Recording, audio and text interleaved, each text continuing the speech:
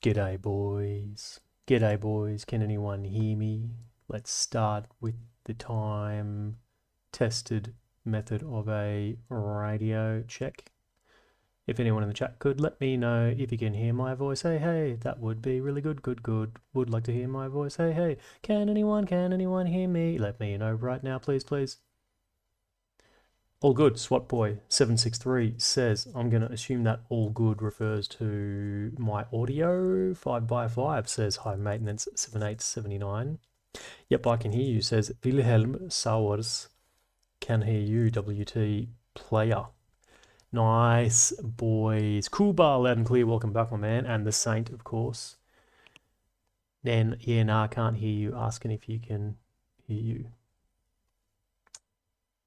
Yeah, also, why does my username have a 3 at the end of it? What? SwapBoy763. So what will happen is YouTube now shows there's a disconnect between your account name and your user handle or whatever it is. So you've got to make sure that you go and change either it's one of the others. Make sure that your user handle is the one you want it to be.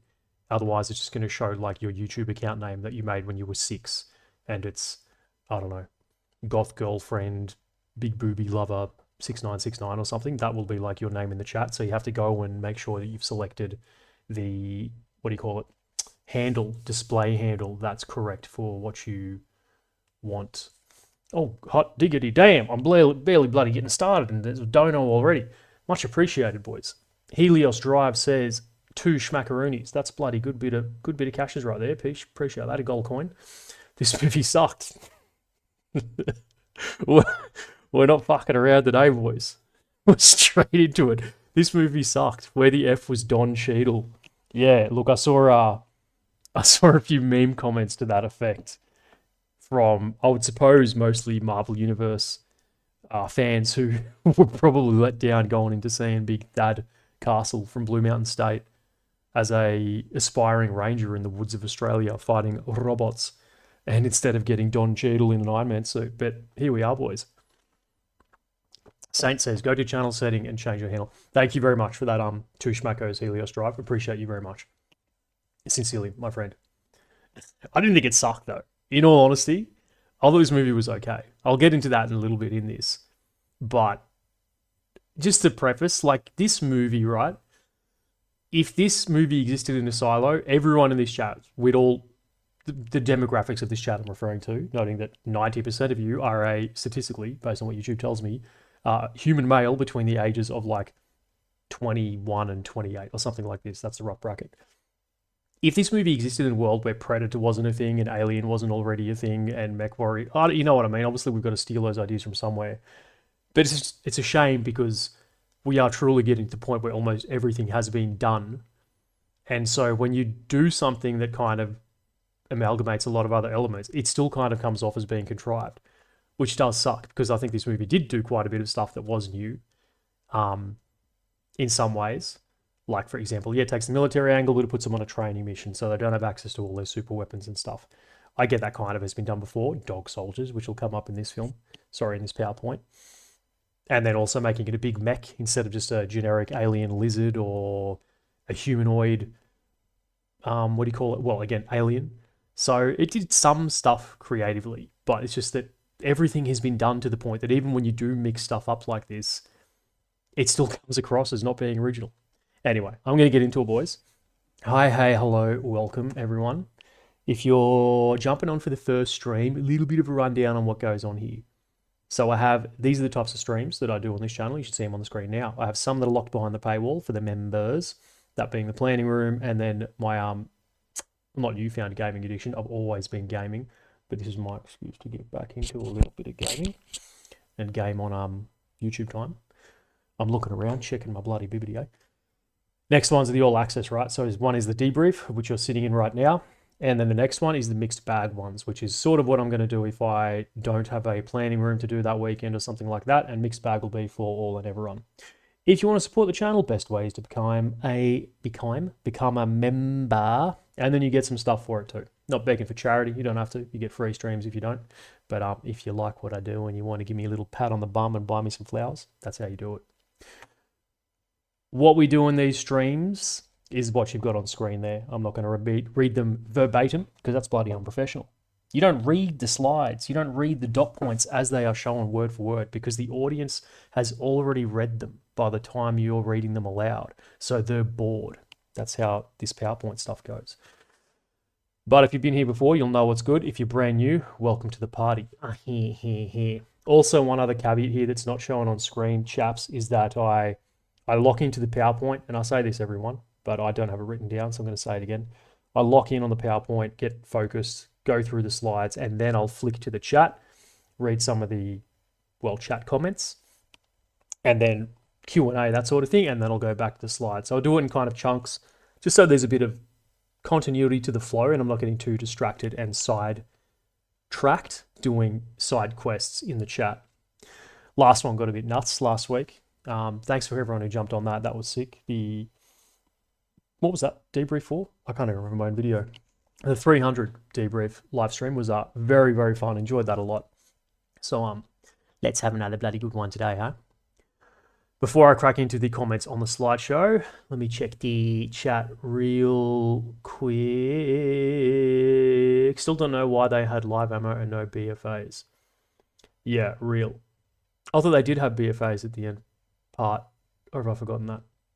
No, I don't think they did have BFAs, which is weird because I swear there was a scene when they did have BFAs. Wilhelm says, tactical analysis ideas. How would United States military take down the Death Star?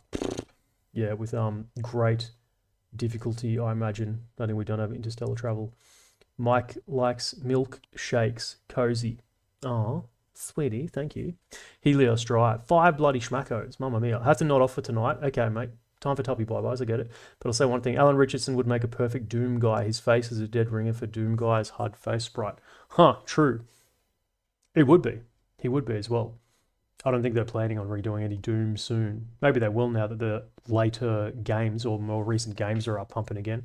But thanks for the $5, man. Appreciate that a lot. And sweet dreams. Don't let the bed bugs bite. Doubt the US military has the ability to. Yeah, Death Star. I think in current state, potentially not also. Okay, boys, I'm going to get into the slides here. I'm just going to get straight into the comments. Before I flick up the first comment, there's no real sequence to these comments. It's kind of mixed bag because there wasn't really any themes in the comments insofar as criticisms aimed at the video or that sort of thing. Obviously, it's a far more light-hearted video than, say, the tactical analysis ones. So it's not like there's 20 similar comments all saying the same thing regarding the plan or the strategy or something from the military side of it, I suppose. This was much more light-hearted, silly-billy kind of content. So yeah, there wasn't really any strong themes insofar as criticisms of the video or anything like that. There were a few, which I'll get to, but it's not structured in the way that I did, say, the 300 one, which was I had like critique comments at first, and then I got into silly ones. These are kind of all mixed up throughout one another, okay? First one. This is one of the, this was a trending theme comment, I suppose. It's a criticism, not like gonna slice my balls off type criticism, but a critique nonetheless. Raw K Mode 6315 says, just want to toss out there that Ranger training happens at Fort Benning, Georgia. Chandler White 6529 says, a bit of a nitpick on the movie, but RASP is held at Fort Benning, Georgia. The only reason I can think for the movie to be set in Colorado is to match the mountain film setting and to add some sense of isolation. Ryan Dawes, bloody good bloke, Ryan. He lives in the in this neck of the woods, believe it or not. He's out there somewhere in the Rockies. Says, great movie to disassociate from reality with. Lot of respect for Alan Richardson taking a role meant for a guy 25 to 30 while he's well into his 40s. Also, there is no Ranger training in Colorado. There could be if they wanted. Yeah, there were a few comments to this effect. I didn't mention it. I did know that Ranger selection, RASP, whatever, is at Fort Benning and not in Colorado. But yeah, to Chandler's comment there in the middle, I would suspect that the reason for that is that when you are trying to film your movie in the Victorian Alps in southeastern Australia, you quickly realize it looks more than Colorado, United States, than Fort Benning, Georgia, United States. So then it's easier to just simply change the narrative to Colorado than to go and scout out a location in Australia that looks like Fort Benning, which is probably quite difficult. which I think is quite flat and swampy, and palm trees. Oh, sorry, pine trees, right? Anyway, yeah, I could have included this. It wasn't. I don't know. It's not that it wasn't not a valid point. It's just there was a billion things I could have like criticized about the film as well that didn't make it into my video. So yeah, this being one example of them. And to be frank, this is probably far more an interesting nitpick to the majority of the American viewers too, more so than the Australian viewers that I have a lot of, obviously being Australian myself. So it is a fair one I could have included, but I'm not like, tearing my hair out that I'm not. Also specifically that when I had the script, I did chop a lot out actually. I'm not saying I did chop this out. This was not in there, but I had that part when I was talking about the silly thing about how like, oh, it's actually filmed in Victoria or whatever. But that shot, I think, where they scan up and show the base as the bus is entering, that I'm very sure is like a big CGI composite shot, because the barracks that they used is like, I don't remember the name of it. It's an Air Force base in Victoria, but it's like smack bang, not middle of Melbourne, but outskirts of Melbourne, right? So it's in the city, certainly not surrounded by pine trees and mountains, Rocky Mountains at that. Laverton? I can't remember the name of it. Laverton? It's not RAF. Is it RAF base Laverton, or is Laverton the barracks? Some Australian Army dudes in the chat will figure it out and probably shout in the comments later, or Air Force. But yeah, that's where they filmed like the base scenes. So they've just obviously plocked the buildings and all that and put it in a rendered CGI shot, zoomed out, and then surrounded it with, I don't know what they do, bloody blender in some pine trees and mountains and shit. So yeah, that's how that came about. But yeah, there are quite a few comments issuing this correction, I suppose, that yeah, it goes in Fort Benning, Georgia. Makes sense? What are we talking about in the chat here? Well, we're still talking about Star Wars, because Wilhelm suggested the US Army taking down the Death Star. Yeah, Death Star with the rebels, I'm not having, I'd say, would be an underappreciated training squad after the Ari, hello, back here again. Hello, welcome back. Freeze Onion. Training squad after the fact. In terms of plan, we had none. What's that comment regarding? Doubt the US military has the ability to. You guys talking about the bloody Death Star? I sure am getting tired of all these Star Wars. Moving on, next comment. This was just a little silly one by Heinzabalu. Heinzabalu, or he's Swedish, as I'm gathering by his comments, so maybe that's pronounced some other funky way. In Swedish, we have this term, mop, or maybe this is like merp, or merp, M-O with dots. MO with dots P, which stands for militarily over-interested person. This channel is Peak Mop. We're such geeks, lol. I just liked Peak Mop. That's like a funny way of saying, I'm not sure how you translate that to other, the vernacular we'd use in, say, Australia. Gucci's more specifically to do with equipment and kit. So I'm not sure if they use mop for people in the military as well in, say, Sweden, as in they slander each other as soldiers. The dude who's like the gear whore or the kit monster who likes all the shiny stuff. I'm not sure if mop applies to them as well, or if this is, as it's kind of phrasing here, like maybe non-military people who are overly interested in the military. Either way, I thought mop was a fun one as well. Chat real quick. And that's where why I tried. High maintenance 7879 says, and that's why I tried and failed to shut it down. Sorry, you guys talking about Star Wars? Okay, miserably. I get you. Yeah, let's boys. We're not doing the Death Star. I'm not even just to answer your question. No, I'm not sending the Americans to take out the Death Star because we fucking can't. We'd get smashed. Let's not start that. Someone's going to start screaming immediately, like, we fucking could do it. We just need to get like a bunch of nukes and whatever. To switch gears, where does CSRC keep a suggestion bin? Honestly, right here, the live streams is probably the best way to get my attention with suggestions. I get a lot, to be fair. I've got a pretty, I think, comprehensive list of most of the viable suggestions that are probably possible by now, courtesy of many of you putting suggestions in, say, the chat and comments. But yeah, do chuck suggestions in the live stream chats and I will add them to my long list for sure. I won't promise that I'll do your suggestion anytime soon. But yeah, rest assured, I do have like a long list of plausible video ideas for the tactical analysis ones. Not every suggestion, mind you, is workable for what it is I'm doing here on YouTube for a variety of reasons. Ari says, hey, opinions on the P90 rifle. The P90 SMG slant PDW? I've never fired one, my man. I've got no experience with it. But it's FN, and I fanboy FN. I think FN are one of the greatest firearms manufacturers in history, and it makes some of the greatest kit on the planet. Like, gun to your head, if someone said you can, I don't know, pick your scenario, you can have one of each class of weapon, say pistol, SMG, rifle, sniper rifle, machine gun, from one company, and you can only choose one company, what's it going to be? Like, FN probably smokes that conversation. You could, I don't know, coin toss HK maybe, but yeah, I've thought about that FN make a good firearm. Maybe not the best, but they make a great firearm even in almost every category. And they're obviously legendary for their machine guns. So, but yeah, I don't know, man. I've got no experience with the P90. So as I understand, the Q&A section is the end of the stream. Yeah, for the most part, I keep most of the Q&As to the end. But I don't, like, I won't be upset if you chuck them in throughout, but it's just, yeah, at the end is a more orderly place to get all the suggestions together in one go, because obviously we've got the comments going on here.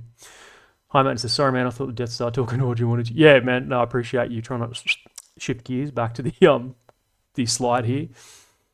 By the way, greetings from Polak land. Polak land? You know, the only, we got 2 Poles in the chat now. Kuba, you got some competition, man. You're going to have to fight this dude for his belongings as well, like you did that other bloke you were telling me about that time. Hank Slimes. What the fuck? What are you doing at 0330? Why are you stabbing yourself with this job now?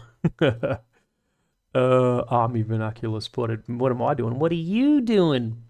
Belgians make some of the best belt feds. Yeah, I agree. Sniper rifle. Actually, it's a designated marksman rifle. What is? I didn't mention a particular type of rifle. I don't understand what you're talking about. Did I mention did I erroneously mention a sniper rifle and refer to it as a designated marksman rifle the other way around? I'm freeballing here, right? So it's possible I make mistakes, but I don't think I did that. No. Ari, you bloody winding me up, mate. You making up porcupines to get me to second guess myself? Agreed, Mag 58 is great. Shame Polish Army doesn't use it. You don't use Mag 58? What do you guys use? Are you guys on some Soviet kit still? You guys roll on PKM or something crazy? That's the only other thing I can imagine Poland using as their GPMG, if not Mag 58. First one to detonate, sorry, Pennygale. What? First one to detonate a 40mm inside of the mayor's office is the best Pole in chat. Ah, yeah, I get that reference. There's a map of that. Countries where the mayor detonated a grenade launcher in the office, and it's just Poland is highlighted. This is like obscure internet lore. You're lucky I'm chronically online like this, otherwise I just wouldn't have got that in a million years. Wilhelm says, tactical analysis ideas. How would the United States handle the idea for alien invasion? Both movies. You'd have to separate both movies for start. I can't lie, I'd lean towards the P90 just because the Stargate series. True. Give me a minute, I had a loudspeaker somewhere around here. Says, Koza. Sorry, I maximized the PowerPoint. I hope they didn't mess it up for you. Koza, the other resident Polak. Welcome. Okay, moving on. Next comment here, boys. Okay, Dewar Sun says, gear is gear, and if you're on a budget, you use what you got to get the job done. DJ Scally 4809 says, they were intentionally training with inoperable firearms. What would you expect them to look like? So there were a few other comments like this, which honestly, they're kind of the half a foot in the grave to just being kind of trolly, or not trolly, but like half foot in the grave to being, oh bro, just lighten up, who cares, it's just kit, which is, you know, like, that's not a criticism that would make me angry, because that's literally what I just did to the movie, right? I made a 15-minute video being insanely pedantic about things that people involved in the movie industry probably do not care about in the slightest. Evidently so. So it's not like this doesn't like wind me up, but it's just to address the sincere half of these comments, I suppose, is yeah, gear is gear, and if you're on a budget, use what you get to get the job done. That's a fair statement. But the point I made, or I thought I made, I hope I made in closing, is that for pretty much the same price, you could just do a better job of what they were trying to do. In terms of, in this case, replicate realistically a real world military unit. So, they chose to make it 75th Ranger Regiment. They chose very specifically to have it be RASP selection. They could have just said generic, it could have been generic History Channel Special Forces training, right? And not even any units of exact, no units are mentioned specifically. And then, you would omit a lot of these concerns. But, this was their decision. So presumably when you go so focused, and it was like, the thing is too, for all the poo-poo this movie gets, they'd clearly done a lot of research into specifically like the Ranger Regiment and some just the culture around it, and just even some of the phrases, and as cringe as it might be, they're using a lot of these, a lot of the iconic like platitudes and stuff like this. The Rangers lead the way, all this stuff, right? Which I think is a Ranger School thing, not a 75th Ranger Regiment thing. But either way, my point is they did some research, so they're trying to some degree. Once you start trying, why would you then suddenly be like, oh no, it's good enough? Like, where is that good enough line when you're trying to accurately and very explicitly portray a real unit, right? So my point here, in counter to these comments, the theme of these comments anyway, is that just get the right stuff for the same price. Because it's not like I was suggesting that they need to spend more, which is honestly, I think, what made a lot of my criticisms more frustrating in a way, is that for the same cost, if they bought different equipment, different replica equipment, they would have just had a vastly better visual product in the end, like more accurately displaying their Ranger dudes, right, in the film. So that's, I suppose, my riposte to these guys here on this slide making these comments. Yeah, gear is gear. If you're on a budget, use what you can to get the job done. But as you see here, I've cited this, we'll back this up with evidence. Here's AliExpress screenshots. On the right is the replica earmores that they would have used in the film, or a similar thing. Earmores being how do you put it bluntly? They're a budget brand of electronic active hearing protection. They are not I don't want to use the term military spec, because that's kind of lost meaning. But they are not I would say, serious product that anyone like who's going into harm's way would buy and use, right? Okay, or certainly not be issued. On the left, conversely, you've got Comtac 2 replicas, which is 30 seconds of research again, which I flashed up in the video of like the 75th Ranger Regiment's Instagram page. Shows you that this is something they still would be using. A lot of them are using newer stuff, the, Ops Core AMPs. But Comtac 2s are just like canon, more so than earmores. And as you can see in this slide, like you could have got them cheaper even. So yeah, this is my counter to these guys. Like, yeah, of course, save your money. You're a movie, whatever, costume department. You don't care about this stuff the way the spastic military nerds like me, who are going to sit down and whinge about your movie for 15 minutes in a video, that you don't care about it at the same level. But that's kind of my criticism. You could have spent less in some cases and got better visual accuracy. Does that make sense? You see what I'm getting at, chat? What are we saying? Ari says, haha, mistake on my part. He, mistake on my part. I thought sniper rifle was colloquial and DMR was the actually correct name. Nah, son, absolutely not. No, yeah, a sniper rifle. These days you could say precision rifle, maybe. Because sniper rifle, there's not confusion, but then you can get mixed up between like role and is that a qualified person? Is it a rifle used by a specific person, or can anyone... But a sniper rifle and a DMR rifle are broadly considered two very distinct classes of, well, rifle. Both of them precision, but both of them serve similar, but I would say complementary, but slightly different purposes. I guess I was wrong. Do you like tomorrow when the war began? Says Killzone Isa. Killzone Isa, like Mount Isa.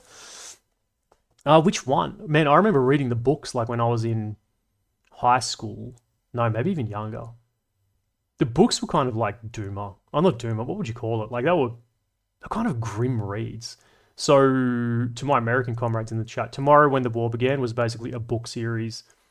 It was like a young adult book series, right? Popular in Australia, but it's pretty much Red Dawn, but in Australia. And it follows a bunch of teenagers who are like out in a rural country town, and it doesn't mention where specifically in Australia, and they're fighting off an invasion, pretty much doing what you see in Red Dawn, but it spans over like 6 books, and you know, the invasion, the post-invasion, all this sort of stuff. I had another tangent I was going to say on that. Yes, I like that, but if you're talking about the movie, I mean, wasn't there a series as well? Then no, I don't remember. I think the movie, it was okay. Was it a movie? But there was a series which I didn't see, but then I think it did a season and then died off, so I'm going to assume it wasn't too crash hot to begin with. And I think in Tomorrow When the War Began, they did the like unnamed antagonist thing. Like they never once mention or really insinuate, maybe insinuate they do, who the invaders are, but it's like implied that it's like, I think maybe not even China, because I think this was like early 90s, so it was more like it was more around then it was this weird thing that like Indonesia's going to invade us. Everyone thought Indonesia was going to invade Australia. It was more so I don't know, the zeitgeist of who our foreign adversaries were, so more so than China then. So yeah, I think it's implied that it was like Indonesians invaded Australia in the book. Could be wrong, could be China, but like I said, it's never once specified, so who knows. Is the P90 in service? Man, I don't know, with who? PR still lives. I remember checking it out half a decade ago, and even back then it was sparsely populated. So what are we talking about? Did I miss something? Do I have to scroll up? I'm reading acronyms that I don't understand, boys. You're making me rethink this. Tank slimes, you got to remember that is not a relevant commercial concern to 99.9997% of the population. Whilst the research you flagged is mostly script writing than a production design thing. Yeah, I'm acutely aware that most people don't care to this level of detail that I ranted about in a video. But rebutting to these comments here on the screen, my points are certainly fair. You get what I mean? Like if these dudes are saying like, oh, you just use what you can with the budget you've got. Here's my thing, like with the same budget, you can do a better job. So, they're making a different case to what you're prosecuting here in your comment. Hank Slimes. Sniper rifle. Sniping's a good job, mate. Rifle sniper. Ari, actually, I do have an idea for a video, but it's based on a multiplayer game. So yeah, I've done games before. If it's good, I'll do it. They could have also found a single supply instead of making a big. Yeah, it is something to do with this. Someone DM'd the prop design lady, who said something to that effect. It's the ESA from the Killzone games. Oh man, I never played Killzones. I'm never a player of the game. Soviets? Oh yes, moving into it. I don't know what you guys are talking about. Probably Kalgoorlie. What's Kalgoorlie? Oh, you mean Tomorrow When the War Began? Thanks, Slimes. Yeah, man, I agree with the super point they're making, but it's good to steel man a case rather than argue with the dumbest version of it. Yeah. Yeah, man. It's like, what am I going to do? I'm not going to please everyone, anyone. You know what I mean? So, what to do? Next slide here, boys. Sorry, one more comment. The red Dacon? The red Dacon. You can do gear right. Look at Black Hawk Down. They bothered to equip the Rangers there, right? RBA body armor, pads, kit, helmets, DC uniform. That's exactly what they were. Yeah, correct. And Black Hawk Down is a good example, but you could also, it is fair to say that Black Hawk Down is a very serious film, right? War Machine is clearly like a Netflix bombastic, over-the-top action flick. So I would never expect War Machine to have the level of accuracy as, say, Black Hawk Down. But again, just some simple changes for presumably no extra cost. And you just get a better product for what you're half trying to do anyway. So, but yeah, I don't expect War Machine to have that level of accuracy. Anyway, let's get to this chap's comment here. Recon 1986 says, do you know how much it actually costs to equip a single Ranger soldier? You expect the studio to buy all of them. $900 Cry AVS plate carriers with the pouches and all have Ops Core helmets, which cost $800 plus with 600 plus Peltors and 350 lower boots. Sipping my water.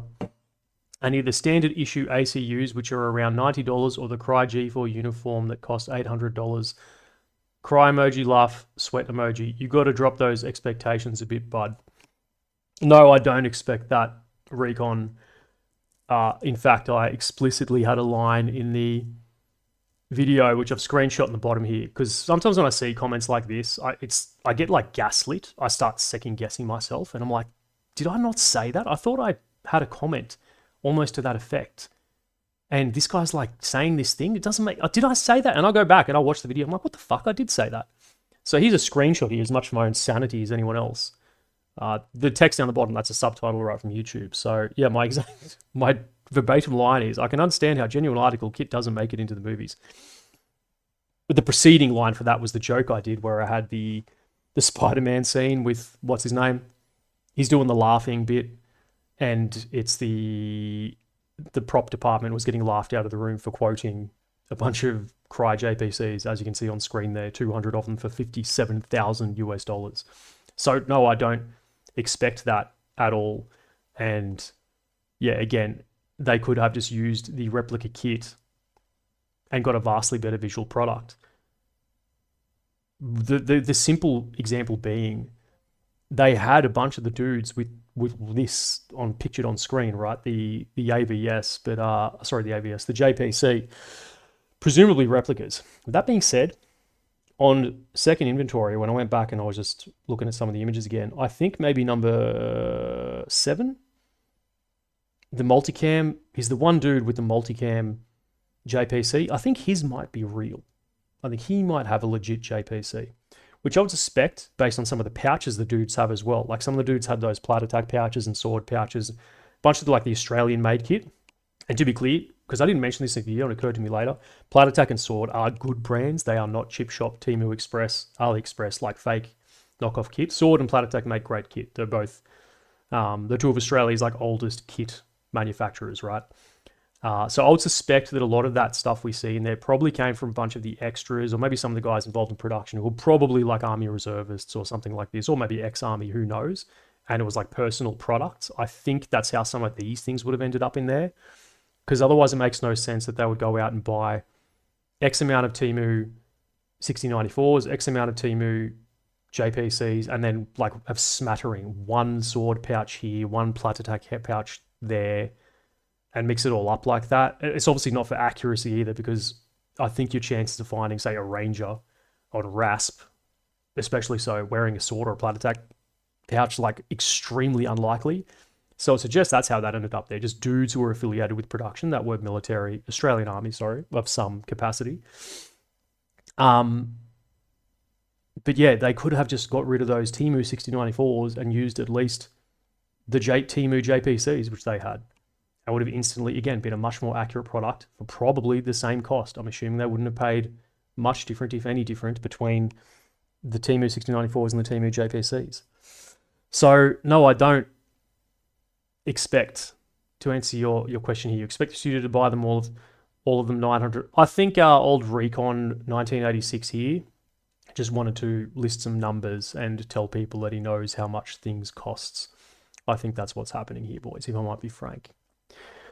Drop these expectations. Nah, I think I didn't have that high expectations. Certainly not what you're listing here, Recon.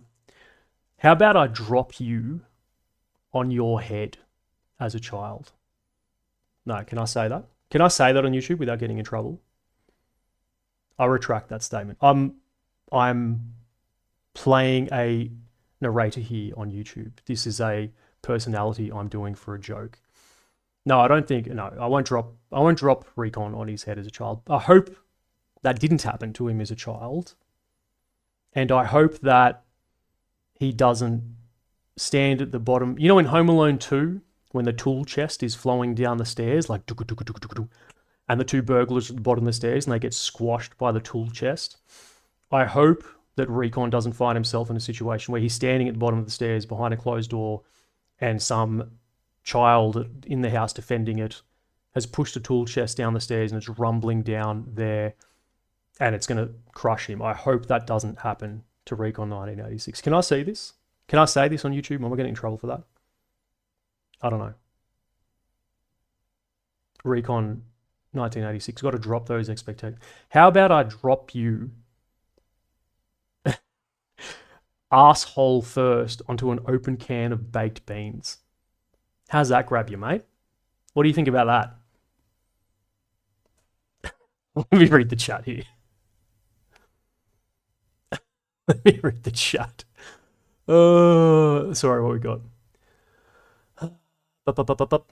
Saint says, I mean, for that one, it helped that there was mostly surplus and cheap, and also the advisors were people for. Sorry, the Black Hawk Down comments. Ari, hey, so you kind of stopped reading because, as you've said, yeah, man, I don't read. Fucking, you kind of stopped reading because you have said you've done games before, but did you actually read the scenarios? Scenarios grim? No, I didn't read it. Obviously, mate, I haven't read every comment. Sorry, don't get snappy with me, mate. You wouldn't like me when I'm snappy. Put my cranky pants on, okay? Yeah, sorry, mate. I don't read necessarily every comment. It scrolls, and I'm skimming for the stuff kind of relevant to what we're talking about on the slides here. And like I mentioned, mate, if you want to talk about what's like suggestions, they're best saved until the end, to be frank. What else we got? Location, Koza says, location affected, yes, mostly in the way that, we're talking about the kid now in the film, yes, please, yes, good. But mostly in the way that had to drag it around with them. This feels that they raided all airsoft shops in Victoria to kit bash their actors. That might be fair as well. Except the quote is, what makes me think maybe they didn't get it locally. That is a fair, I think, assessment. What you say there, Koza, is that the lady, the actual lady involved in the film, I think her screenshot said that they, actually, I'll have to go back and watch it. It was Chinese kit, but I don't know if they ordered it from China or if it just, she knew it was Chinese. I'd have to double check. How much does a single camera cost? 20k in props. It isn't making, in props. Isn't making or breaking any movie, let alone one CGI. Wrath of Fire says, hey CSRC, I wanted to ask you if you would like to be a guest on my and Friends podcast for an interview in the future, but I'm shy, lol. Maybe, yeah. Oh, I would say no, but I don't typically like race out to do podcasts. I have done, but they're not my favorite. I get nervous talking on podcasts with real humans. Oh, you typically rent cameras rather than buy. But hey man, seriously though, flick me an email, which you can find on just like the YouTube contact, like my YouTube homepage thing. There's an email there. You've got to do a QR to prove you're not a mech robot from outer space with bomber throwers and particle counters, and then you can send me an email. Do that, man. That's the best way to get in touch for like, I would discuss. Stop stuttering. I would describe that as like a business thing. I just flicked my headset cable. Sorry. Elhammer. Elhammer. Love from Denmark. Keep up the good work. And saw your last one where you totally mispronounced the unit. I was in the Danish army. Better love the effort. No worries. Thanks. Your boy started speaking Elvish in the chat. I was doing my best. But thank you. Thank you. Shout out to Copenhagen, beautiful city. Black Hawk Down is comparable. Yeah, I don't disagree. I know you're not arguing with me. I know you guys are just bantering in the chat, but yeah, I agree. The kit and budget outfitting for War Machine and Black Hawk Down are not are comparable. What are we talking about? Cameras. Which part was filmed in New Zealand? I believe the only part filmed in New Zealand was that river scene. I think the majority of it was filmed in the Victorian High Country, and I think that river crossing in the water scene, I think that was the only part filmed in New Zealand, which is weird because you'd think you'd be able to find. Is there no whitewater rafting in Victoria? I've never done really any outdoorsy stuff in Victoria. I've never spent a lot of time in the state in general. But yeah, it's weird they had to go to Kiwi just to get some like a river crossing. Okay.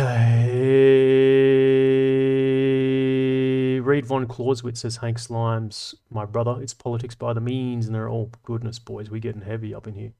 Quoting Clausewitz. Green Turret. Oh, a bloody dono. Thank you, Green Turret 6772. US 10 schmackos. That quote was the first thing I hear when I clicked on this live stream. Thank you for the laugh. Oh, sorry, man. I was scrolling up to catch up, so now I don't know what quote you're referring to when you joined. But I'm glad you got a chuckle. Here, have a bloody love heart. LMAO, did I walk in at an awkward time? Glenn, and welcome, my man. No Duff Hobocop. It's no problem and understandable. Well, it's still better than most PS movies that have come out. Yeah, sure. Ooh, lol, no problem. Pod. Okay. Next comment here, boys, on the PowerPoint. Dynamo 1796. Frankly, if you took this film's story characters and melded it with the kit and military cooperation used in Battle Los Angeles, you'd probably have the best US Army versus insert alien op 4 here movie going. Tactically speaking, of course, throws in the quote at the end. Which I like and I agree with in some sense. With that being said, I think War Machine works best with its tone. How would I describe it? Is it melodramatic? Because you could go as far as to say that Battle Los Angeles takes itself very serious. You know what I mean? That is not a goofy, lighthearted mech in the woods hunting rangers film. That takes itself very serious. Like they tried to do Black Hawk Down versus aliens in that movie, whereas War Machine I don't think was ever going for that tone, which is again why I excuse it for some of these kit realism sins. But it's still I still think it's a fair point by Dynamo here, because it is fun and it's kind of, I started talking about this at the very start of the stream, sort of cheating, getting ahead of myself, but it is just a shame that just about everything's been done. Because if I hadn't seen Predator and if I hadn't seen Aliens and if I hadn't seen Dog Soldiers, if I didn't know those things existed, this would probably be a really, really, really fun and enjoyable movie. Like, I still enjoyed it. Like I said in my video, it's dumb and fun. I'm not saying it's necessarily a great film from like a film analysis technicality point of view, but I had fun with it. I think it's a fun movie, right? And if you hadn't seen every other one that this is inspired by, imagine how good this would be, right? But it also, yeah, it brings me to another sort of line of thinking, which there were a few other comments. I should have cropped one, but someone had a line about how like it feels like this was fed into like AI. This is like someone fed the script to Aliens, Dog Soldiers, Predator, etc. Black Hawk Down maybe into ChatGPT and said, "Give me a film premise for this," and like that's what it spit out. And even just some of the tropes, I suppose, as they go through and that sort of thing. Yeah, there was a comment to that effect, and that's fair as well. And I can see how that's like I don't think it's damning maybe, but man, yeah, you could. I can forgive that guy for having that thought. The AI judgment, that is.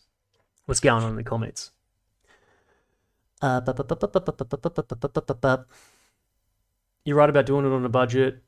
If a 16-year-old airsoft LARPer can imitate a Navy SEAL from 2010, then a Hollywood costume team can find team of replicas that are good enough. They're not fueled by personal autism, but by attempting to spin $1 into two. Old mate 16-year-old LARPer is just amusing himself. It's a good film to pass the time. Admittedly, they did put a lot of resources into Battle for LA. They just forgot that there should be a script. Battle LA was good. It deserves a sequel. Literally so true. 100% writing was partially machine done. Yeah, that was I should have put that comment in now in hindsight. But yeah, it feels like a ChatGPT movie. That was, I think, a probably one of the meanest criticisms I saw labeled at it. Aside from just the generic, this movie sucks and this movie was awful. I'd rather gouge my eyeballs out and peel my foreskin over my head than watch this again. But yeah, I think that's probably the most like, like knife in the back criticism of that movie. The accusations of it being AI slop, which is a shame. Sorry, I forgot to read everyone's name out as I was reading those comments. Wrath of Fire says, it's a bog standard alien machine versus soldiers. I prefer a story of human soldiers versus actual alien soldiers. Next comment says, I can't even read your name, man. The part at the end where the FNG gives a speech to a bunch of regiment guys instead of immediately getting hazed. That struck me as fun too. I think I've got a comment actually coming up on that, so I won't start speaking my mind to that too much. This comment I really liked. This is by B Mouch or Mooch, B Mooch 1018. This first sentence in particular. This movie exposed an uncanny valley of military authenticity to me. They got a lot of basic things right when regular Hollywood would get it wrong, but that somehow makes what they did get wrong much worse. Plus, the aliens are really cheesy, stupidly designed aliens that fight eerily similar to humanity and have a stupid weakness. The only thing that felt really cool and alien was how the scanning tech left behind some sort of secondary glow on objects it tagged as noteworthy, which is a neat detail to notice because multiple times it marks details like footprints and indentations on the ground, blah, blah, blah, blah, blah. So to his second point there, I agree. That was pretty a cool little attention to detail thing. The scanning device, the alien head, it wasn't just generic red laser beam like Predator. You could see that it almost had, it left like this contour almost interval kind of mark as it scanned over things, and that was how it managed to, I suppose, track by footprints and all this sort of stuff too. Very cool visual device, as he says. But more to his first point here, which I think his second example is tied to, which is it is that uncanny valley feeling of, and he sums it up well. I don't want to yap about it too much because I can't really say it much better than he's put it to us here in this text. But it's like, yeah, it feels like that. It's like you did that right, but you fucked up this other thing. Like, this is crazy to me. So, and that's sort of, I think, to repeat my statement from before, that's what makes it feel more frustrating from just the kit snobbery and kit being really like hyper pedantic about kit perspective. But yeah, his first kind of line there really jumped out at me when I was just scrolling the comments and come across this one, because I think he's very right here. Old B Mouch 1018. Silly movie idea, opposite day invasion. Sorry, I'm reading chat again. Is it too late to do a sequel to Battle Owl? And with Wokewood, would it be anywhere near the first of worth watching? What is... Sorry, man, I don't understand. Is it too late to do a sequel? I'm going to read it again. Do a sequel to Battle AI? AL? Is that... Oh, sorry. My God, boys. I presume he's saying Battle LA, and he's just typoed it backwards. My bad. Sorry, Killzone. Is it too late to do a sequel to Battle LA? And with Wokewood, would it be anywhere near the first worth of watching? Now I understand your statement. I had to bloody get in there and deconstruct it a bit. Yeah, look, man, I don't think they're going to do... To answer seriously, I get like there's jest at play here too. No, I don't think they're going to go near Battle LA again. So, nah, unfortunately. And there is also weird shit going on in the chat. I noticed these weird figures coming in. I was typing stuff at the top, and it was converting just my basic words into... I don't know what's going on. These weird, like, syntax things. Yeah, sorry, my man. My fault. I should have read between the lines and contextualize your message a bit more. Okay, next comment here, boys. Yeah, also sorry to everyone listening. I'm not gonna keep this one going as long as the last one. That Thermopylae one went 3 fucking hours, which was a bit nuts. I'm gonna try and keep this one to, I don't know. I was gonna say an hour, but it's currently 54 minutes. So I'm lying already. Yeah, look, it's about half the slides of the Thermopylae one, so I'm guessing it'll probably go about half the time. It'll probably be an hour and a half total. Bloody school night for me, boys. You know what I mean? Got to go up and get to the gold mines in the morning. Tragically. Okay. Next slide. Dumorima Soda says, I found the simulated missions OP for having live armament explosives in their base of operations. Well, yeah, that is kind of nuts. Again, obviously, I was never a Ranger Regiment man. I wasn't even a US Army man for that point. But typically, to the uninitiated, when you're doing military training, you have very strict controls and processes that separate your live fire training from your dry training, right? Dry training would be anything that involves zero ammunition of any sort. And then also you have obviously you have your middle tranche of training, which would be, say, blank. In say Australian training context, this probably doesn't interest anyone, but there might be some who are curious. But blank training is considered live in the sense that you are using real guns with projectiles that go bang, but there's just no obviously bullet in it, right? That's how blanks work. But in terms of the safety protocols and stuff you have to do, there are considerations between, say, live fire with real bullet training and blank fire with blank bullet training that are intertwined, because if you mix these things up and you fuck this up, then people will die. And it's happened many, many, many times in armies all over the world that blokes have been killed for, accidentally thinking a gun had, I don't know, well, not live ammunition when it had blank, but more so had blank ammunition when it had live, and so on and so forth, right? And so there's really, really stringent controls when not just that part of the training, as in the running around shooting part, but even say the ammunition storage part of the training, as in where do you keep this ammunition? Where do you keep that? What phase of the exercise or the training evolution are you getting the live fire ammunition versus the blank fire ammunition? What phase of the exercise do you have no ammunition? And then combined with that, what about your pyro and your DEMS or this sort of thing? Do you have smoke grenades? Do you have the whiz bangs, the simulator like grenades? Or are you going to have like in Australia we call them like the F3s, which are a training version of a real F1 grenade. And they all kind of have different levels of stuff, and it's all very strictly monitored. So these dudes just strolling up to their cadre, the instructors, right? So these instructors are up in presumably this OP, or it's like their observation point. Actually, I'm not sure it was observation point, because I don't think they were sitting up there physically watching the trainees from the mountain. But typically you have like a CP, right? And that's just where you would have your radio set up, you would have sentries, and you're manning the radio nets from the trainees in the field and all this sort of stuff. You have a location where your instructors live in the field that's separate from where the training is occurring. And so for this location to have, as this guy pointed out, like a bunch of explosives and like live 50 cal ammo, just doesn't, it's loose for one thing, but it also just doesn't make sense. So they're running this ranger assessment selection, and the current task they're on is that their little baby rangers have to sneak up. And sorry, that's what he's talking about, explosives, that the tradies were just humping around live C4 with their blank fire M4s. That's the training evolution. The trainees have to run up and blow up a little crashed airplane and then escape, and the staff and instructors and the bunch of people they presumably got role-playing as enemy, they're going to chase them around and shoot at the trainees with blank M4s. That's like what they're doing, right? So that they have an armored vehicle at the top of the hill with live 50 cal Raufoss, I think it is, or it's, multi-purpose like 50 cal ammo, is, you could say reckless, at the very least, nonsensical. So it is a funny observation. There are a few like this too. But yeah, this is one of those, I'm not even sure it's a nitpick thing because it's reasonably esoteric.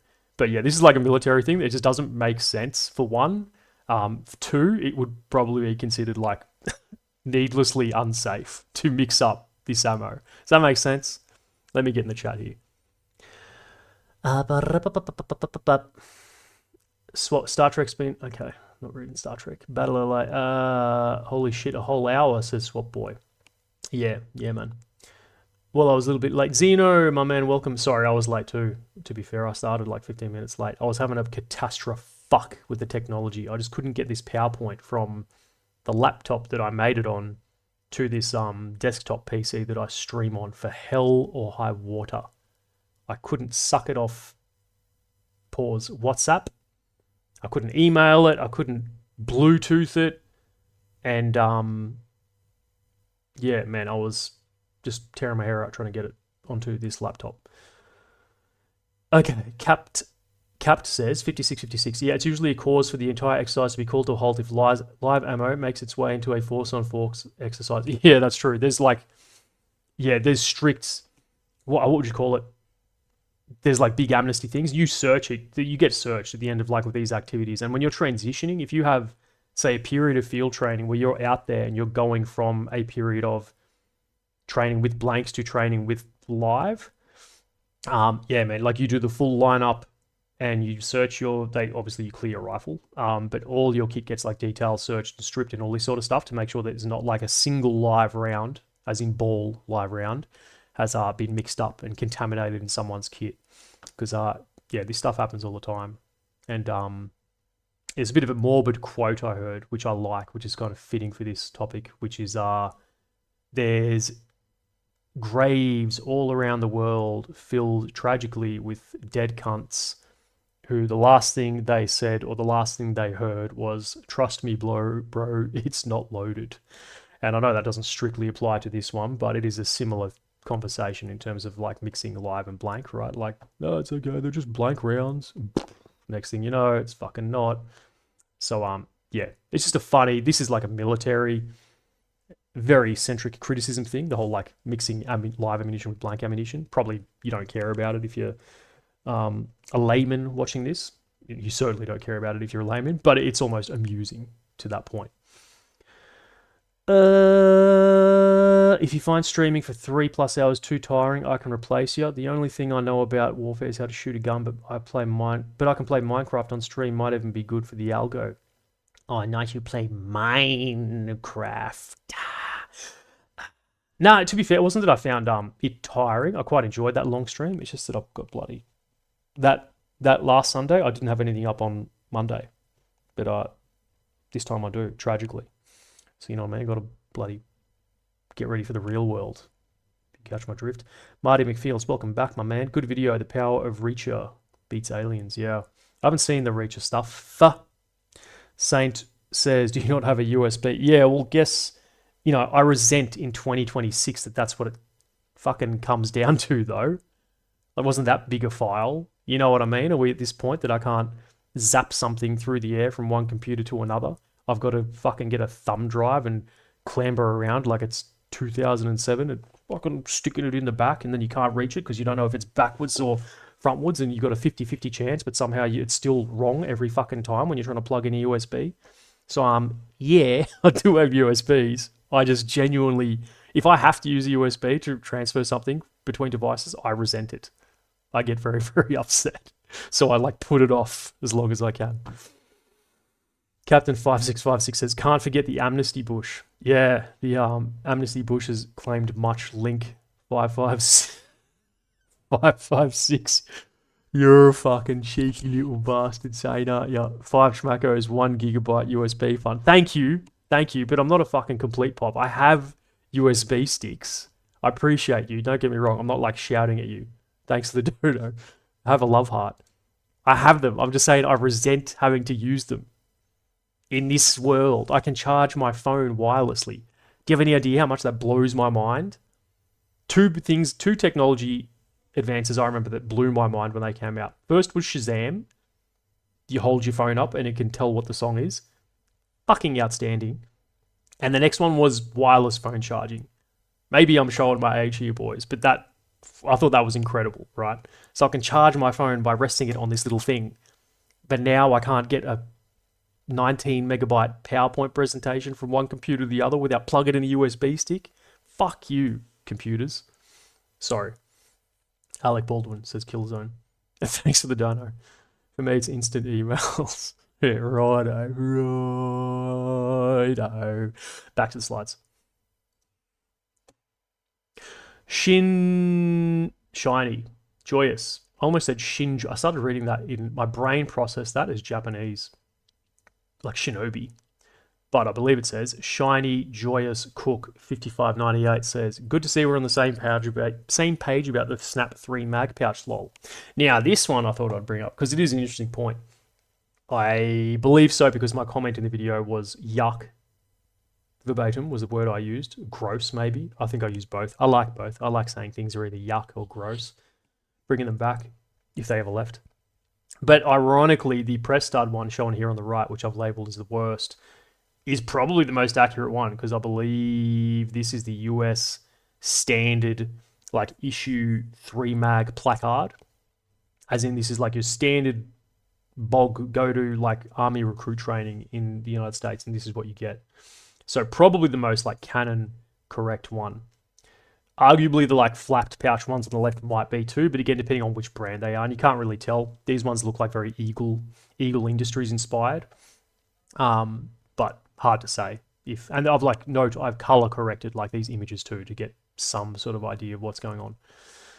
But yeah, the ones in the middle, the old bungee shingles, in terms of how canon are they, I'm not too sure if there's anything similar like this issued. in the context of what these guys would be doing anyway. So like basic, like they're obviously like basically trained soldiers because now they're doing ranger selection. But anyway, in terms of personal preference, aside from like the realism, flapped pouches all day, boys. On the left, the flaps. You got to have the Velcro flaps. The shingles with the bungees. I have used these. I have liked these. But I've gone back to flaps. I've always gone back to flaps. Like I've strayed off the path into the bungee shingles. These are bad just because they're press studs, right? Press studs are just, I think, in my opinion, but there's some good, I think, evidence why the worst retention system for anything pouch related, primarily because they rust, right? Like your press studs just get gummed up so bad. Like press studs on pouches were sick in Vietnam. We're past that. Let's leave press studs in the jungles of Southeast Asia. Let's evolve. So press studs are just a bit shit, particularly for an ammunition pouch. There might be other use cases, little utility accessories, kind of like what he's got going up on his chest, frag pouches even. I think the Australian Army frag pouches are still press stud with a Velcro. Yeah, they are. But certainly not on mag pouches. But yeah, Velcro boys, that's me all day. Because you don't want the Velcro. Guess what? You just tuck the flap behind the double mags and then you can get your little go fast, zoomy boy, speed, reload mag anyway. Whereas these bungees, harder to kind of fuck the bungees out of the way if you don't want the retention. So that's kind of why I don't fuck with the bungees. What do you boys reckon? What are the gear whores saying in the chat?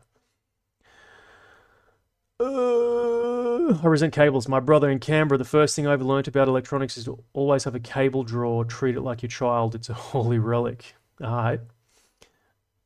Holy shit, I finally made a live stream. Welcome, A_molerat7781. Didn't I shoot you in Fallout 4 a bunch of times? Kia ora. Kiwis. Fuck you computers, that's why the War Machine movie exists. Anyway, time to fuck, I'm get ready for the day. Enjoy, my man. Yeah, you'd be getting bloody ready to send it over there in Kiwi land. I actively discourage my guys from using that dogshit 3 mag button snap shingle, Jacob Smith. There you go. So presumably you're coming from the US Army perspective here, Jacob. Yeah, I can imagine this thing gets probably thrown in the bin pretty quick if you're, say, I don't know, like, I don't know. You probably get issued this at Kapuka, right? And I imagine once you get to an infantry unit, if you're an infantryman, you probably ditch these, which I think is what Jacob's getting at here. All better than the Canadian TAC vest, LMFAO, Captain 5656. Well, it's to say I've got beef there, but is the Canadian vest still made by Sword Australia? I know Sword was issuing stuff to the Canadians years back. Sword do make good kit. Like, the quality of their kit is outstanding. I bought a lot of their kit over the years. And I remember being outraged that the Canadians got issued it because A, you had to buy that stuff yourself in Aussie, and B, not only did you have to pay for it yourself, but in a lot of cases you weren't even allowed to fucking use it. So when the Canadians started getting issued it, I was actually like, you lucky cunts, this is good stuff. But yeah, I don't know exactly what ensemble they have now or if that's the one you're referring to. Now those plastic clips that the LBV webbing uses. Velcro all the way. The TAC vest was all plastic clips. Off topic, how would military just actually evolve in Star Wars? This is said by Goran Tev. Star Wars setting, in your opinion, if we, as newcomers from our own universe, not Star Wars, become a factor? Old Republic era. 6000 BBY. Honestly, I'm not too sure, man. It's a broad and complicated question and not one I can spit you a... I don't think I can spit you a good answer for that off the top of my head. If we as newcomers from our own universe, not Star Wars, became a factor, how would we evolve?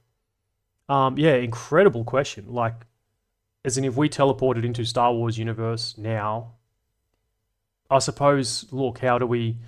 One of the first things would be coming to terms with, well, there's all these other humanoid races and planets that have vastly superior technology to us. How do we get us some of that? And I suppose you'd start from there, right?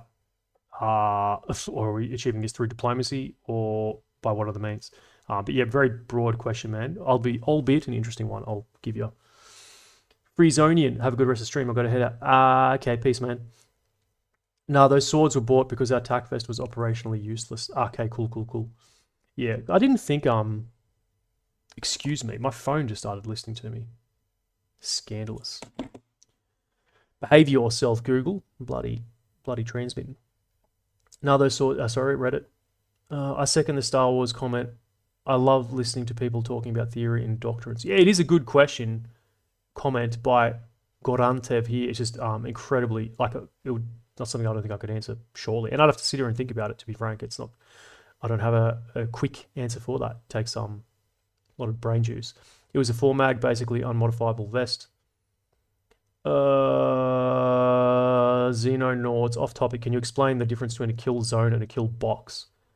Honestly, I'm not too sure. Kill zone, kill box, I think the terminology just varies depending on the use case.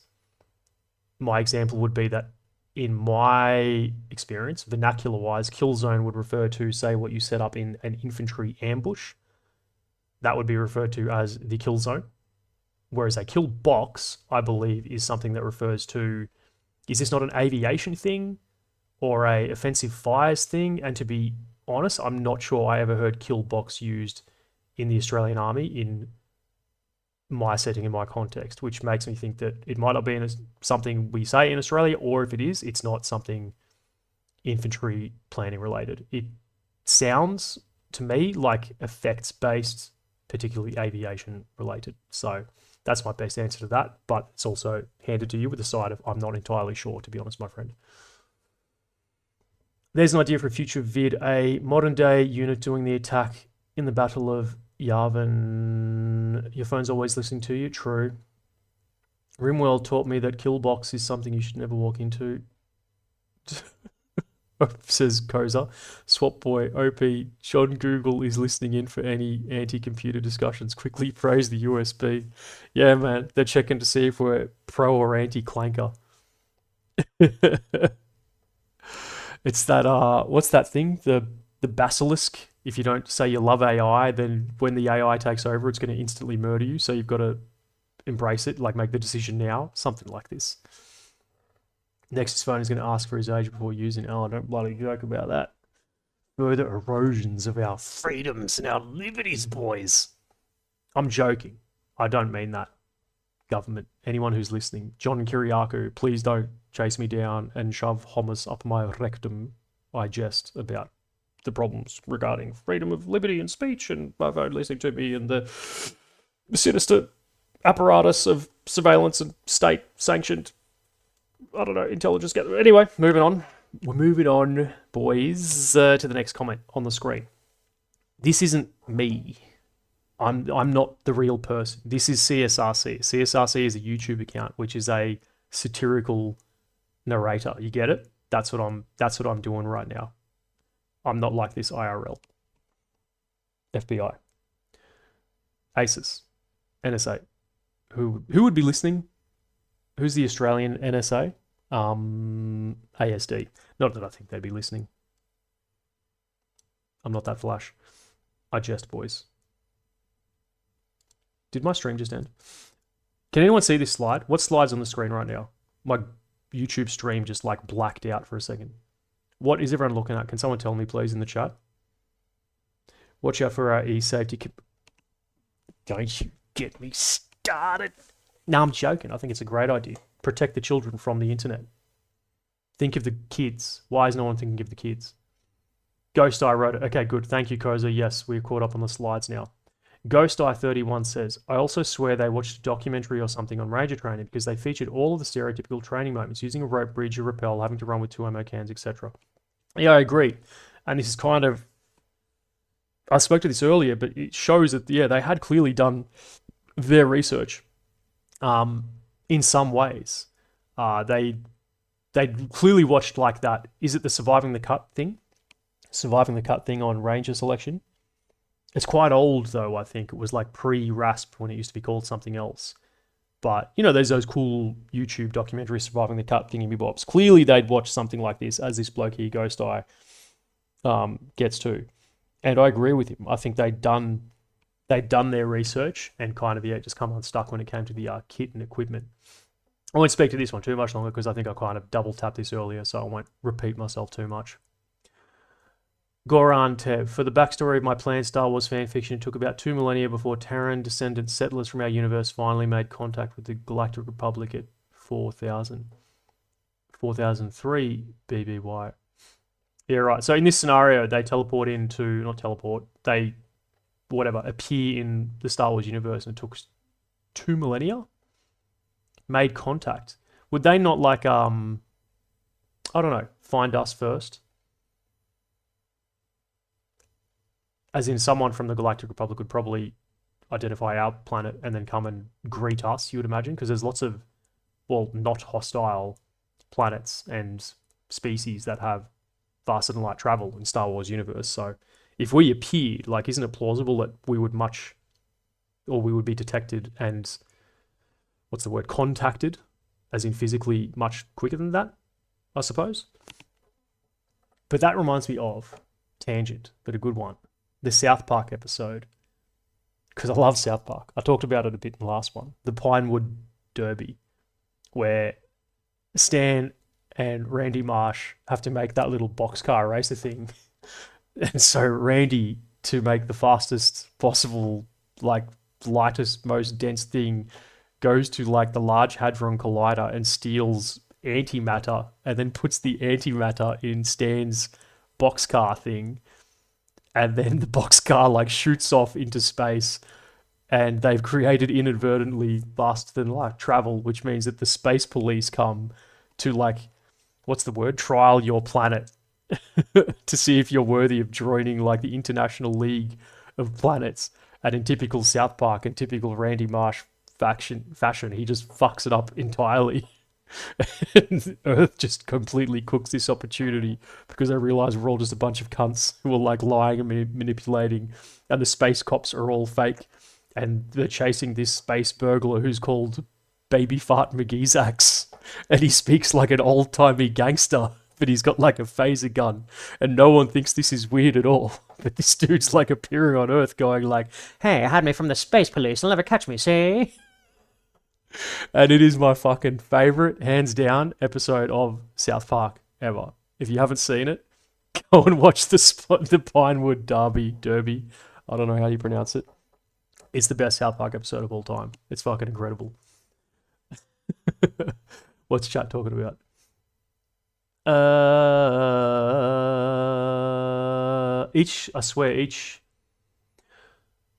Each native English speaker says my name in a different way, but all of ya shorten it exactly as you should. Oz, Cozzy, USA, Cozza, UK, Cozzo. Yeah, true. I can see how that would make sense.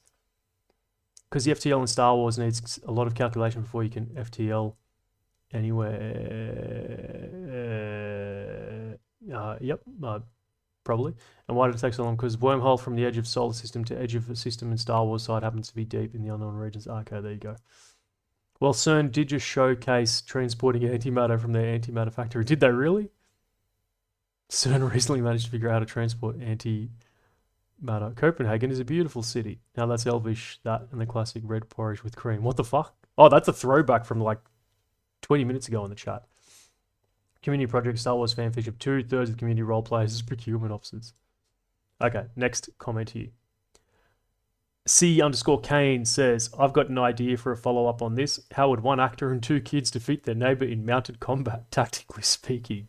I read this one once and was like, what the fuck, cunt? What are you talking about? And then the news broke that Alan Richardson had beat up his neighbor in the street. But then it turns out he was all vindicated and that the neighbor was just being a mad Karen. And Alan's out here just living his best life, hooning through the suburbs of Tennessee with his boys on the bikes. I think that's his 2 kids in the photo. And this dude just jumps out in the street. And for some reason, he's some British geezer. Living in the heart of wherever this is, like suburban Tennessee. Oi, mate, slow down. Get off your bike. Like this kind of action. And yeah, Alan stacks it. Goes head over biscuit over the handlebars. And then gets up and gives him the old bloody us, what for?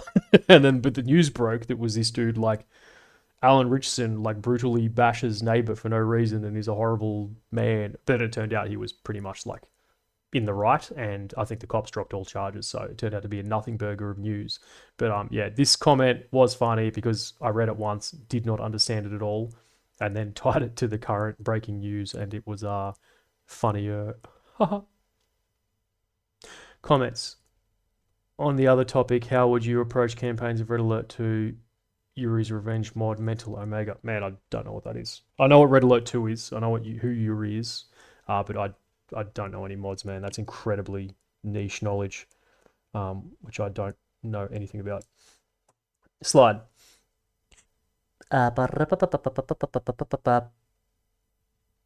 Can't find good handle. That's a good handle. 1028 lol. When you start going over the kit each character is wearing, I couldn't help but think of the Paul Allen business card scene from American Psycho. Patrick, are you okay? That was terrible. We'll try again. Let's see Paul Allen, 6094. Patrick, are you okay? You're sweating. Just thought I'd throw that in there. A little American Psycho meme for you. But it is like that, right? Same energy. Oh, fucking. And kit nerds are kind of like that. The psychos in this case, that what are these, like, all finance bros in New York, like nerding out over each other's business cards and all that sort of thing. Like kit nerds do the same shit, but just with the minute details of various bits of like kit. Like these dudes on Instagram who just go nuts because they found some JPC variant that has like the Gen 1 multicam webbing instead of the Gen 2 multicam webbing. Truly, truly specific bits of like kit knowledge that would go never mind unknown, unnoticed, 99% of even like soldiers, never mind like lay people. Yeah, it's similar energy, like the business card scene from American Psycho to like kit enthusiasts. Slide. Oh, I said slide. Oh, you motherfucker. I left scope up the top there. Look at that. I cooked it. See that, boys? I made a mistake. I'm going to punish myself for that very dearly. It says scope. It should say comments because I was copy pasting comments in. And scope was from where I went over the scope slide instead of putting comments there, right? See where I went wrong? Someone bash me for my sins. First one here says, Medic Warrior. As a former soldier, I hated that 81 never shaved. Even my girlfriend, who never served, said he should have been kicked out of selection. LMAO, crying laugh emoji. Undoing 77 says, I didn't notice the gear. I was too distracted by RASP candidates reporting to the CSM's office with 2 days worth of facial hair and surviving the encounter. Yeah, funny. To be clear, I'll put the joke in there because it's low-hanging fruit to use, what's his name for American Generation Kill. It's an easy way to chuck in, release that mustache! Easy way to work that gag into a video. So I'm not like some hectic, uniform dressing standards Nazi and like, oh, he's got a beard.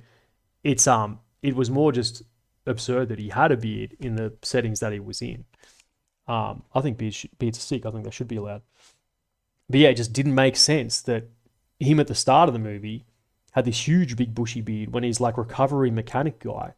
So further to that, like for the dudes in the chat who went to Afghanistan, you'd remember that the most like regimented, tight-assed, tightly wound, over the top with bullshit, grooming dress and bearing standards was like the big FOBs, which is where a dude like him would have been staying because he's got his big recovery truck. So he'd be at one of these like main operating bases, not some little small combat outpost, going out to recover vehicles, and when vehicles get broken down or if they get ID'd, need to be dragged or whatever. So he's in like the most reggy place there is be. There's no shot he's getting away with wearing his beard. It just doesn't make sense, especially for the time frame, right? They're showing him in like UCPs. Which also in the time frame, the movie thing doesn't make sense, assuming the range of selection they're playing at was set in like 2025 or, time of filming. For him to be in UCPs and then do RASP that long later is crazy long because he's in Kandahar, right, wearing this kit, which would put it around. My Ameribros in the chat will be able to help. But as a stab in the dark, right, he's still wearing this camouflage in Kandahar. I'm going to say the time frame would be like 2011, no later than like 2012. And I say that because I saw National Guard dudes over there in 2011, so not even like full time US Army guys, but National Guard dudes who were already getting issued OCP, multicam, not UCP. They were phasing this out around 2010, 2011, which is why I put it at that time frame. Fortunately, it was around the same time I was there, so I have some frame of reference in terms of the camouflage. So yeah, it's not like, oh, he fucking shouldn't have a beard. It's just like, it didn't make sense that he had a beard. And then crazily, the screenshot I've got here, I don't know if you can see that. Sorry, I'll paraphrase it because you can't read it.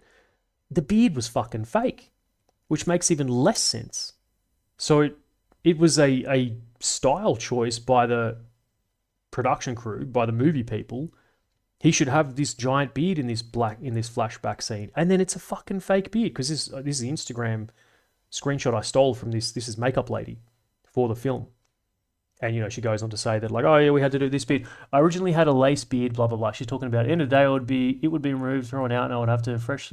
I'm really squinting to try and read this.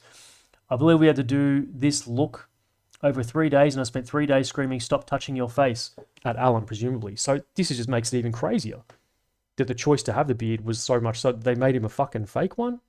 I just don't get it. It didn't make sense. Like, I'm not sure how it added anything to the film. He's a giant chat of a man as it is. Like, you don't need to give him the beard to make him stand out more from his supporting cast. Like, yeah, I just don't get it. The beard thing was just a weird visual choice. That's kind of what I was getting at here. And some of these dudes, I think, were echoing the same thing. Okay. Comments. Garage chemistry. You prefer SNS or LBT carriers? I've never used either, to be honest, man. So I don't have a serious answer to that. If you're asking me just as like a kit nerd, LBT for sure, man. LBT. Them dev grooves.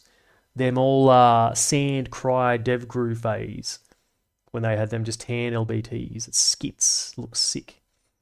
But in terms of like seriously answering a question, no, man, I've never used either. Like, we didn't.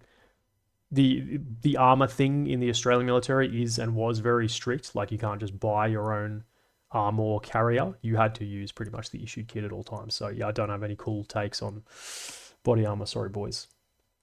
I've seen another notification pop up. Captain says, "Why the heck are there so many Australian military security people on YouTube?" I'm not too sure.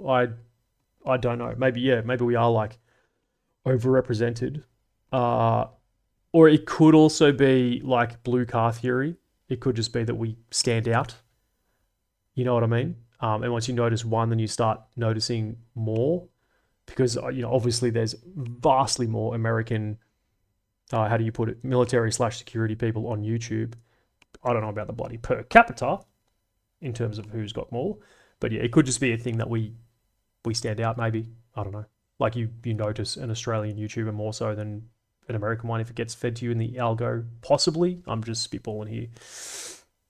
The obsession with shaving is fucking weird. Man, yeah, I don't have an obsession with shaving. If you're labeling that at me, if that's a general statement, then yeah, go nuts. I think it is weird too. I don't like shaving either.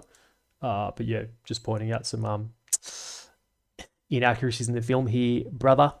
To answer your, well, it's not a question, your statement, Morts.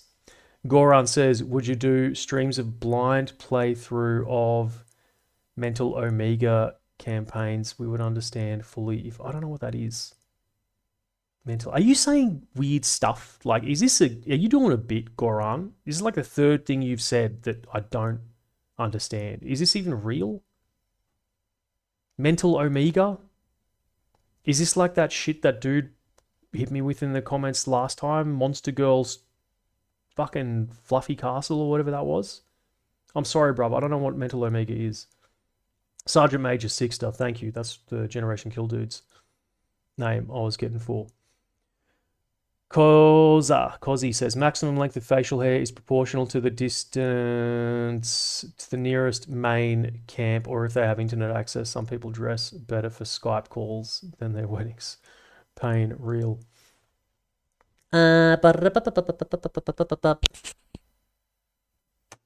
Next slide. One's got any more comments? More, I read it more.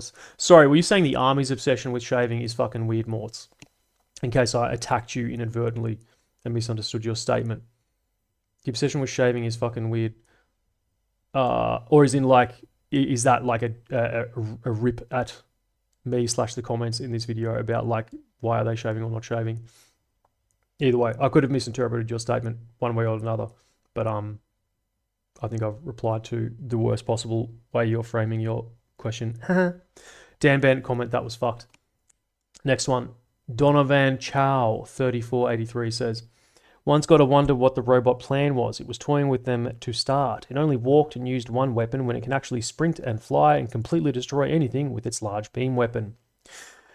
And it's not some diplomatic scout that only slowly got more pissed off as the humans continued to attack it. It was part of a massive invasion force. Yeah, this is a fair statement too, because as he says, I can't say it any other better way, what was the robot's fucking plan? And I remember having a similar thought as I was watching this. Why is this presumably 5,000 IQ fucking robot from outer space stalking these just trainee rangers through the forests and spending a lot of time doing it? Like, this goes over a day, a period, let's say, not a full day, right? When's it start? It's like daybreak, from early morning till presumably late in the night, he kills it. So a long time it's dedicating its energies and resources and ammo to stomping around killing 15 dudes out in the forest. It just doesn't make sense. And if it was, and you can't even explain that away the way you do with Predator. Like, oh, it's a predator and it's doing it for sport and it's hunting. Well, it's not that they explain that away, to be clear. That's an essential part of the plot in Predator, that the reason it's hunting them is because it's a trophy hunter and it hunts the most dangerous game from various planets. Yeah, this one, it just doesn't make sense why it's stalking them down, especially as he says, when it can run really fast and fly away. Surely there's more strategically valuable targets this thing can go and blow up than just a bunch of dudes running around in the forest who don't even have any guns. Okay, they have guns. Who don't even have any live weapons. They have blank ammunition. So it is an insane, I don't know, tactic on the part of this alien race or this robot that we're just going to slowly stomp through the bush, like wiping out these dudes one by one. So yeah, weird thing there, man. I kind of agree with his take here, old Donovan. You get what I mean. Garage. Dev Grugers were a combination of Cry, SNS, and First Spear. LBT is old news, 1693. Yeah, I know, but I'm saying that's the phase that I think is the vibiest. It's the drippiest. The LBT of old. I specifically said that. I know it's old. I don't think it's bloody new state-of-the-art fucking kit. But I'm saying, like, that era, that are like the Sand, Cry, and LBT in sand, not sand, but just flat tan. That was like the sickest aesthetic of LBT. New Zealand is cool. I got a challenge coin from the 1st Special Air Service Regiment. Nice. Stephen Paddy says, as soon as I saw high-cut helmets without ear-pro, I decided I wasn't interested in the movie. I plan to ask you something similar in the Q&A comment. Good comment. Okay. Yeah, we're getting near the end here, boys. It reminded me of this. I put up this green text, which I'm quite fond of. But yeah, I think this summarizes the mech alien robot quite well as well without reading that. Because do you get in trouble for the R word on YouTube? I think I say that. I think I have said it quite a bit. But I was role-playing a CSRC when I said it. If I said it, I'm not sure I did, now that I think about it. If I did say it, YouTube, I was role-playing as a streamer. So, you know what I mean? It's like not legally binding. I don't know. Either way, there's the meme. I won't read it aloud. Outlaw 6, 1322 says, I can tell you right now with 100% certainty that the standard issue for RASP is currently the Cry Precision AVS in multicam. There you go. I went and looked up some of the videos. There's a recent, like 2025 video of RASP, and they're still wearing in that oldish kit, but it's also not certain when that video was shot. Like, I'm not sure it was taken in 2025 or it could be old footage. But, you know, Outlaw 6 here, 100% certainty. They're currently using the Cry AVS in multicam. So there you go. Can you find the Temu AVS? I'm not too sure. Probably would look dookie, but yeah, I reckon there's probably a AliExpress AVS knocking around. Definitely would have pink multicam though, at the very least. Certainly wouldn't have all the accoutrement like the AVS actually has in the correct fashion. It was a moment of weakness. Yeah, correct. I was not saying it in spite, I was saying it in jest. The only thing I can think of, Captain says, is that the mechs are built by a society that hasn't faced a true threat in forever. It feels like a machine meant to terrify and show power instead of being a machine purely made for warfare. Yeah, plausibly. Look, yeah, I'm not going to like start microanalyzing and deconstructing your comment and countering it because, there's why would they have not done their reconnaissance on Earth? Maybe he is reconnaissance. Maybe that's why he's transmitting that blue beam up to space halfway through. Maybe he's like, maybe this dude's sending back like, yo, these dudes suck. They don't even have guns that can shoot back. They're heaps easy. Send more. And meanwhile, there's these other robots like, I don't know, they landed somewhere in, say, the middle of like a live fire tank gunnery range, and they're just getting shredded, sending back messages like, abort, these guns are fucked, they're smashing us. So yeah, who knows? Maybe these were just like a recon element, and they just got zapped down in completely random parts of the planet, and they were just told, you know, wake up, kill everything you see, send us a message, you've got a day.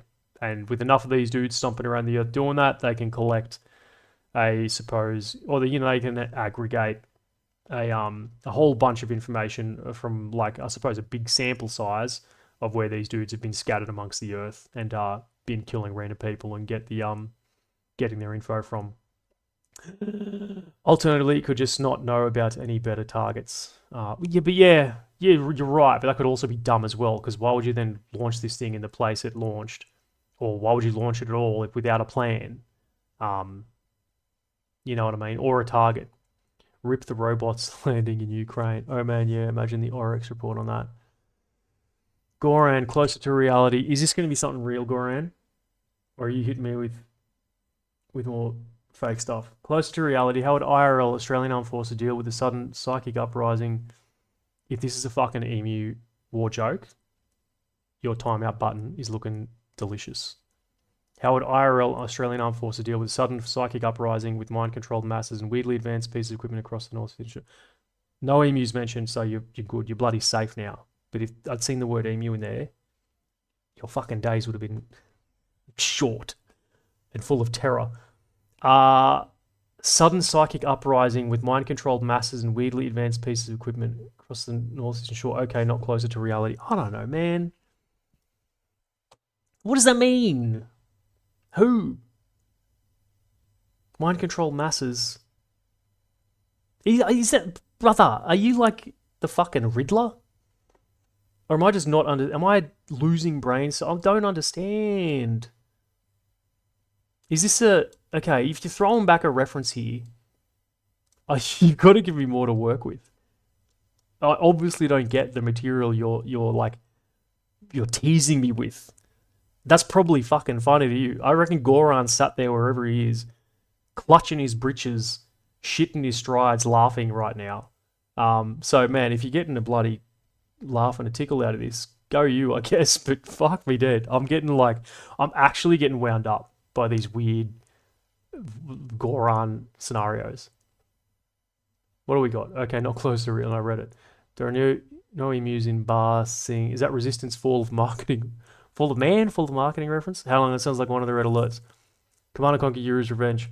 Okay. It's a Goran does no ball, and he's just like vague posting me. It's a red alert reference. Man, I don't remember red alert. I played it, been a long time. Talking answers in books. Talking aliens. I'd love to see you do a take on something from Stargate SG-1 in the future. Enjoying your channel, by the way. Keep it up. Thank you very much. Annoying dog. RA2 has peak Cold War tech. LMAO. Oh shit. I skipped slide but didn't talk about it. Blazeman292 says 1009. You did not spend enough time on the fact he has a radio on the front. Roman Man Lone 8948 says FR bro, cuz WTF. No, I think that's for real, bro. Because what the fuck? Yeah, the dude here with his radio on his front, that is actually just grotesque. You would not have your radio here. It's just yuck. And obviously insane because you need other things on your front, like ammunition and grenades and a million other things, not radios. Your radio typically goes in your big backpack, which they had, their big ruck. And typically you would have, this might be a cultural thing in Australia, I think Commonwealth countries, I know the Brits, Kiwis too do this. You'd have in what you call a grab bag. So you have your big radio like he's got here. Looks to be, I don't know, a Harris 150 type thing, size thing. Can't tell for sure.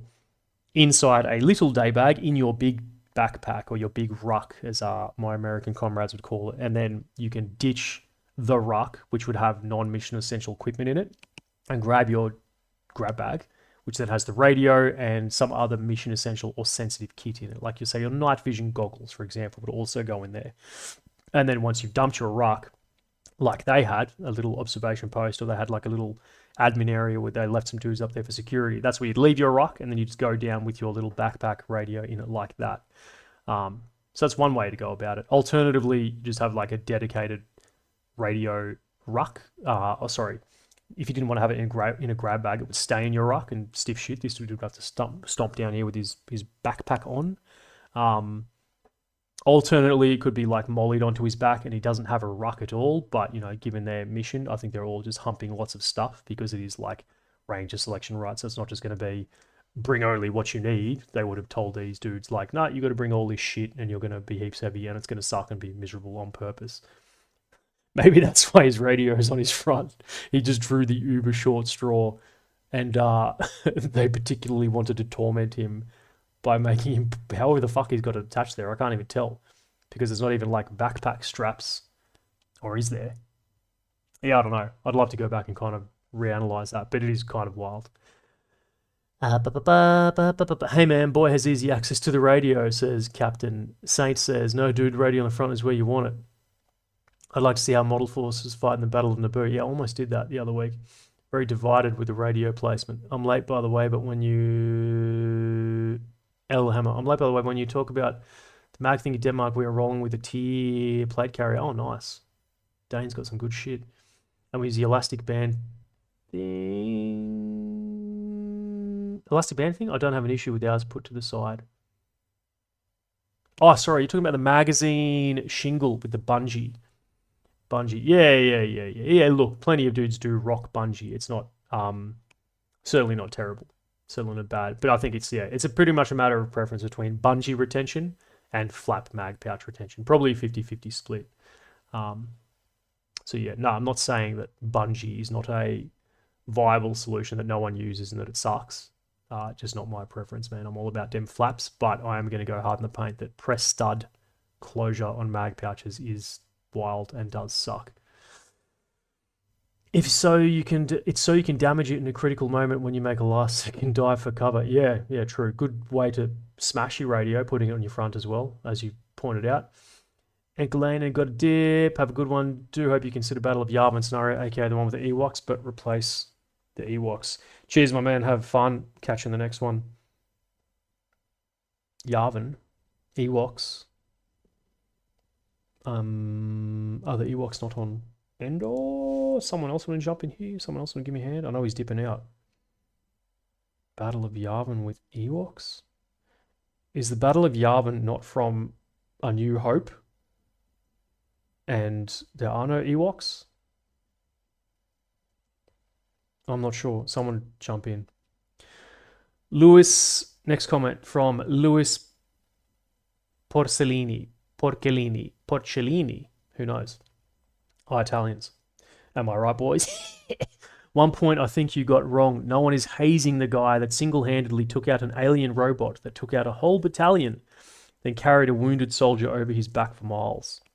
Couple things. You got a funny definition of a battalion, old Lewis, because there was only 15 of them in the bush, so certainly not a battalion. Then carried a wounded soldier back over his miles. Look, I disagree with you. I don't think I did get that wrong. I think my criticism was perfectly fair and valid in so saying that, yeah, they wouldn't care that he took down this robot and they would probably haze him. Why? First reason, he wasn't the only one fighting robots. It's stated almost explicitly that when he gets back to camp, these robots are everywhere and they've been fighting them elsewhere. One of them smashed the base, so they've been fighting back at the base as well. There's also the shot of the Chinooks carrying the dead robot over. Now, it's not entirely clear if that's the one he killed or if that's other robots, or it looks like it almost could be multiple robots. Even if it is the one he killed, though, and no one else has managed to wipe one of these things out, which I'm immediately going to counter because, as you can see here on the screen, the snapshot I put in from the film is the world's oldest, whatever rank that is. Some of the Americans help me out. I can't tell your rank. Your sergeant ranks apart. Your NCO ranks apart. CSM, sergeant major of some sort. I don't know. Whatever it is. We've neutralized the first wave. So they have been fighting and killing these things elsewhere as well. So that's part one to it. He's probably not the only one who's killed one of these things. Yes, that he managed to kill one himself with no weapons using rocks. That is impressive. But you've got to put yourself in the perspective of all these dudes. They've all been fighting. They've all been going through their own version of this movie that you just watched, but in various locations around this Ranger training base, right? This fake Fort Benning, Georgia. So that's point one. He's not like unique and special because he's been fighting one of these things or that he killed one of these things, because they have been fighting and presumably killing them, which I'm going to suggest by use of his word neutralize here, all over the other place. Second bit to this is, like, you can't underestimate how, what's the word? Like, ruthlessly, I don't know, tight-knit, like, units like this would be. Again, I'm not a Ranger man. I've never been in the Ranger Regiment. I've never been in the American Army. But, like, you just, if you've been in any military, you would get a sense of what I'm talking about here. Just the way that if you're an outsider to a group, a new unit, especially a new guy who's just, in this case, like, just got your spot in the unit, they generally, like, his word would mean nothing. And I don't mean to say that like they wouldn't believe him, not word in that sense. But like they just would not care. They could be like, oh man, that guy took one down himself. To be like, fucking so what? We've just been fighting them as well. Now we've got to go like do this huge other mission. Like they would not care about it to the point where they're going to put him up on a stage in front of everyone and have him give like the motard speech, to just use my own words again. So that's my kind of take here. There's two parts to it. One, they wouldn't care because they've all been fighting these things as well for the last day. Two, he is a new guy to this unit, brand new, fresh through the gate. So, like, he isn't shit. They would not care about anything he has to say. Those two things combined. Does that make sense? Chat, what are we saying? Yeah, Ewok was Endor, I think. Ewoks on the moon of Endor. I meant Endor. Oh, my bad. Okay. Pretty small battalion. Funny thing about that grunts to still haze you for being a badass. Probably just means you get free beer afterwards. Yeah, true. It's like they'd begrudgingly admit afterwards, or like, hey man, is it true you like you killed the thing with the rocks? And that would just be a few dudes, right? Most dudes would still be screaming in his face and probably making him do push-ups or whatever it is they're going to do. So yeah, I don't agree with old Lewis's comment here. I think I was fair in that criticism for those reasons I just said. He was acknowledged for returning, then made a team lead. High maintenance, 78, 79. He was acknowledged for returning, then made a team lead. Was he? Made a team leader like for that real mission? Did I miss that? If that's the case, I'm not sure if you're saying that's like justifies it. I think that makes it worse, if anything. Because again, these dudes who are like Rangers and presumably Rangers have their own existing dudes who are like squad leaders and shit have been fighting the robots also back at the base. He had to give a speech. Yeah. No, that's what I'm saying. My point is, the criticism here is that the speech was absurd because no one would care. Sorry, that's my criticism, to be clear, not what Lewis is saying on the comment here on screen. Him giving the speech is insane because it holds like no credibility. As for the different scenario, oh fucking hell, Goran. I'm skipping it, mate. Steven says, He would get debriefed by an intel guy who would put his info into some sort of large intel package that would get distributed, but they wouldn't give him a speech on the robot's weakness log. Yeah, that's probably the most realistic take I've on this.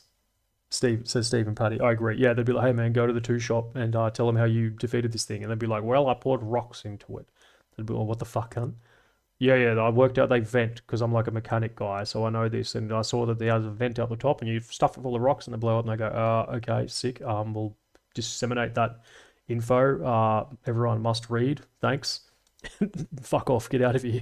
And then he'd probably go back to like, I don't know. Yeah, maybe they'd just let him straight into like a team if they actually took a lot of casualties and like the already badged ranger dudes. But yeah. Maybe a team lead died and they needed a replacement. It wouldn't be him. It wouldn't be the dude straight off their like selection course. Not in a million fucking years. The famous US anti-tank rock makes a comeback. Real. Next slide. Unpronounceable 2442 says, is this just Dog Soldiers but with a different monster? You haven't seen Dog Soldiers? Go watch it, because as he put here, yeah, it's similar to Dog Soldiers in that they're on a training mission. So they don't have real guns. They just have blank guns. And Dog Soldiers also stars, it's on the screen here, I'm going to cheat and read it, Kevin McKidd, who I believe you'll recognize as the voice of someone from Call of Duty. Is it Soap? Soap is Scottish. Soap McTavish. Yeah, that name checks out. He does the voice of Soap McTavish from Call of Duty. You'll probably recognize him if you see him too. He's tall blonde dude, British actor, Scottish. Sorry, obviously. But yeah, he's in this. It's a sick little horror movie. I remember I've got this on a DVD somewhere. But give this a go if you like. If you like War Machine, you'll like Dog Soldiers. If you dislike War Machine, you probably will still like Dog Soldiers as well. It's a very fun, tight little. It's what do you call it? Quite I want to say it's B grade. It's low budget. I'll put it that way. But it does a really, really good job with what they have compared to say War Machine, who should have done a lot fucking better. So credit to Dog Soldiers in that sense. Ridiculous storyline. The training dudes, the squaddies are out on like their whatever mission, just a squad of them, and there's fucking werewolves, but then also there's an SAS team out there who's trying to capture the werewolves, but they've all been like slaughtered and shit. Spoilers. But then it becomes not just blank weapons, but there's a mix of live weapons in there too because of this reason. So there's some fun like gunplay stuff as well on how they go about it. So yeah, I'll shut up about it because I'm already ruining the movie for everyone. Go watch Dog Soldiers if you haven't seen it. It's good fun. Absolute Kino, Soap. I didn't know E6 Sergeant made it the 70 these days. The 70? Soldat? Love they start out... Oh yeah, sorry. Love that they start out with L86s and PFAs and quickly swap them out for when they can. Yeah, true. That's kind of what I'm getting at with the gunplay too. So they start off with their like SA80s and clearly blank SA80s, and they manage to trade them in for some, man, I think like MP5s and G3s is what these SAS dudes are using in this movie, but with live ammo then. Next one here. This is an interesting comment because it's a criticism that I hadn't really thought about until I read this one, and I like comments like this for that reason, that ones that make me go like, oh yeah, I hadn't thought of that. Said by CHR821, I just want to see one environment where the bomblet dispenser remotely makes sense. It was already bad in Battleship, but I cut it some slack for being a very expensive ad for a board game. War Machine was just infuriating. You are from goddamn space, and besides twin railguns and a beam weapon, you bring a trebuchet? Each of the bomblet had the explosive equivalent of half of a 40mm grenade, where I would at least expect them to be a Davy Crockett. So he has a good rant here. Obviously, his disdain for bomblets shines through. But it was funny because I read this and I thought about it, and I was like, this dude's right. Like aliens having bomblets, and bomblets being shown as like some advanced technological, I don't know, or some advancement to explosive weapons is kind of weird if you think about it. The obvious one being like, well, they have such a short, limited range. They're only propelled from the initial way you manage to launch them and they're a ball. So they don't obviously have the best, what's the word? Like ballistic coefficient. They're not going anywhere very accurately. So yeah, bomblets are kind of a crazy weapon for super advanced high-tech aliens to have. And this guy's comment here kind of brought that to my attention. What do you boys think? Captain, yeah, the bomblet was one of the reasons it felt like the war machine was a poorly made machine for war. Yeah. Goran says, lost connection for a while because now you've got my attention. Lost connection for a while because I have to go watch through a VPN and I have to jump between profiles from time to time. YouTube is blocked in my country. Oh, you're not going to bloody honey dick us like that and then not tell us where you are.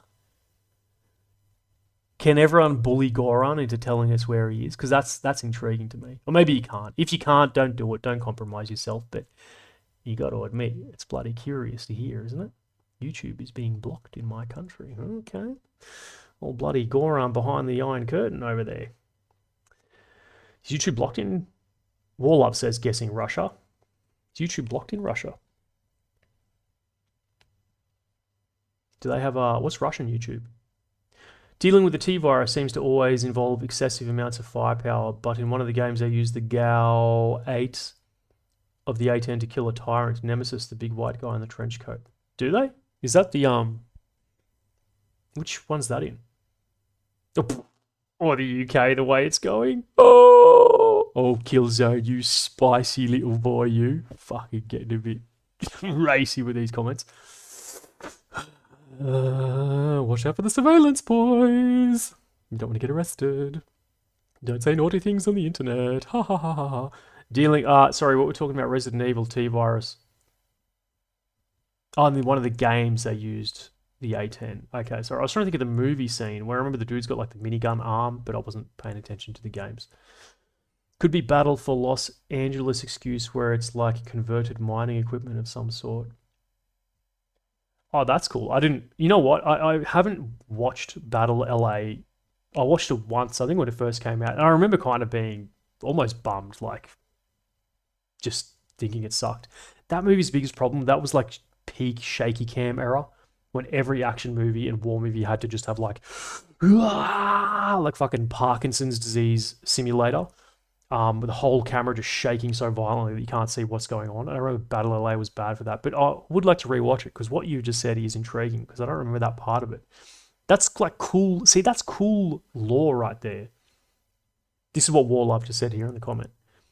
Battle for LA is where they use converting mining equipment of some sort. See, I don't remember that from the movie, but that's interesting to me when you give this little bit of like backstory to these aliens. Not even backstory, but give them some context for why they are the way they are, or why the things they do make sense, or why the weapons they have make sense. Then that's cool. Doubt that superpower means a lot of revenue. I kind of am helping for the second film that these were the budget-friendly alien weapon system, but will replace later on from an elite system that will be considered significantly more effective. Yeah, well, they did set up sequel bait, right? So, that is possible. The answers in book says the robot being poorly made may actually be realistic, assuming they have a military procurement program similar to Earth. Militaries at times, yeah, pain.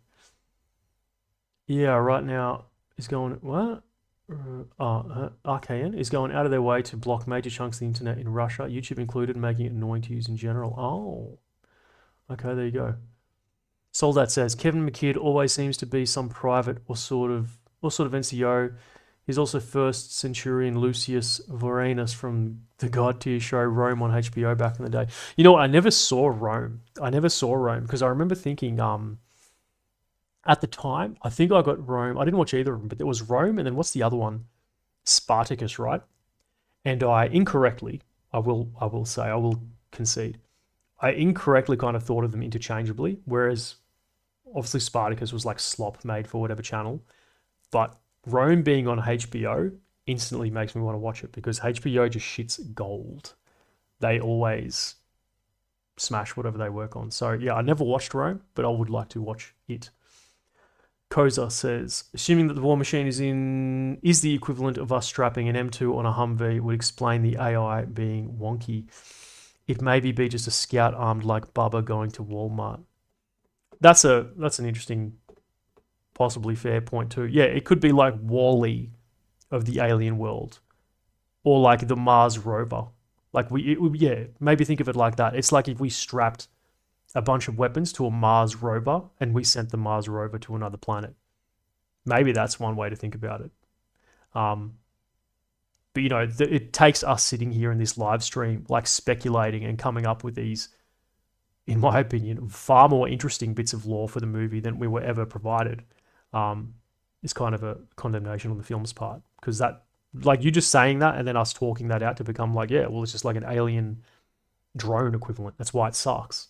It's just like, it's probably just got mild, what do you call it, like problem solving and automation, and all it gets told is kill everything you see and transmit back maybe some terrain or some environmental or some atmospheric information, this sort of thing. And its weapon sucks because it's like a disposable unit. Yeah, maybe that's the case.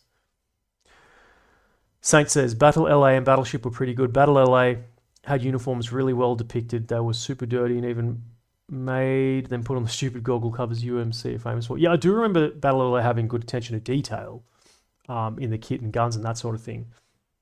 Battleship, I don't think... See, I like Battleship as like a guilty pleasure, but I think that and Battle LA are stylistically very different. They're going for two very different things. Battleship was like...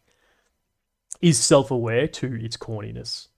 Whereas, again, Battle LA is like... was trying to be Black Hawk Down, but against aliens. But yeah, Battleship knew it was a big dumb, and it leaned into that, I think. Okay, what we got here? Have you seen the actor that plays the MC in the movie main character bashed his neighbor? Yeah, I did. I had a slide for that earlier. Dude made a funny comment about it. They've been getting throttled and blocked. The Russian equivalent of YouTube is VK and a couple other websites. RKN don't want you to know the OP going. Oh, there you go. What practical designs for space environments would you expect to see for militaries in space? I don't fucking know. Being able to breathe. Battleship is like total popcorn fun. Yeah, seen. Oi, mate, is that a mean tweet? Needs to check that button knife license again. Battleship and Australian F-18 turn up at the end of lightning. That is the sickest part in Battleship. That the Australian F-18 pulls up. But also the cringiest part, because the Australian F-18 would just be sidelined or like grounded on a fucking aircraft carrier somewhere that it's like joint working with, or on Hawaii. And be saying, look, we are closely monitoring the alien situation. The Americans are the ones engaged in real combat, and we just want to reiterate that we were not informed by the Americans that they had launched their counterattack on the aliens, and we are open to pursuing a diplomatic solution with the alien invaders before committing to a military operation. So again, I just want to make it abundantly clear that the Australian government, we had no knowledge of the American violent American counterattack on the alien invaders. And yeah, I'm fucking doing a bad impression of the Australian Prime Minister. Please don't get arrested. But yeah, that's reality what would happen. That F-18 wouldn't have left the fucking tarmac. It'd be sat there covered in red tape. Not the pilot, to be fair, probably sat in there going like, fucking let me go, cunts, like I want to go get some. But yeah, there would have been some bureaucratic level of cowardice, or I don't know, diplomatic government level of cowardice that would have prevented that F-18 from getting in the air and helping the Americans in the film. That's probably would have happened. I hope someone enjoyed my Australian Prime Minister impression there. It wasn't the Prime Minister, to be clear. It was just a Prime Minister. I'm CSRC, the character, doing silly voices on the internet. So that wasn't, it can't be slander because it wasn't a real person. I was quoting. Let me read some more comments here real quick. Killzone, what the fuck? WFT. Is there a version of a Ukrainian strapping the RPG-7 warhead on a Maverick drone? Maybe those bomblets are their version of adding error onto everything under the sun. Yeah, true. Honestly, take the hint, says, that's a dude's name, Have you seen Falling Skies? It's a series where the first wave have effective but vulnerable walkers that in later seasons get replaced by specialized versions, multi-terrain and square watch. No, I haven't, but that sounds cool. I like that. See, that sounds like well thought out, like narrative progression. Captain says the pilot's got to go take a nap while the fighting goes on. Four Eyes would do that. I don't know who you're talking about, mate. I don't know who you're fucking talking about. That was said by Killzone. Isa, not me. Saint says, I don't even know where the costume department got the accurate JMSDF uniforms. Windwalker 5 schmackos. Thank you, blood. Appreciate the $5. Very much. I want a movie with soft unit that has real skill and ethics.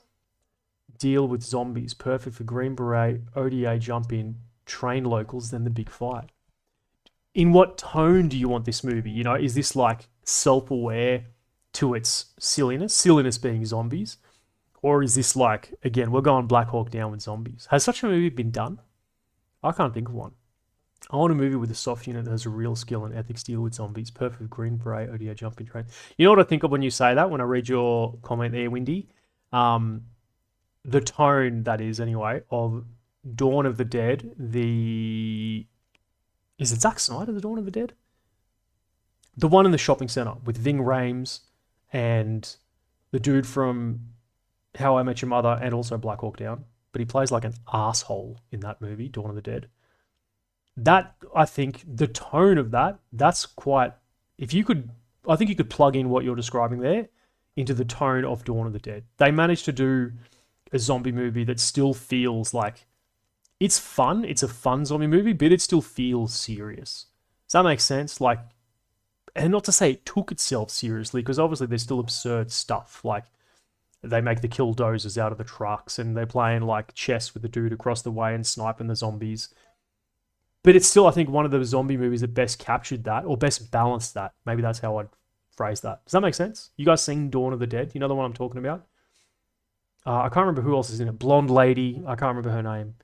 She was a big time, well, she still is probably a big time actor, but she hasn't done as much big stuff anymore. Yeah, you could do, I think, what you're talking about there if you do it the way Dawn of the Dead went about their business.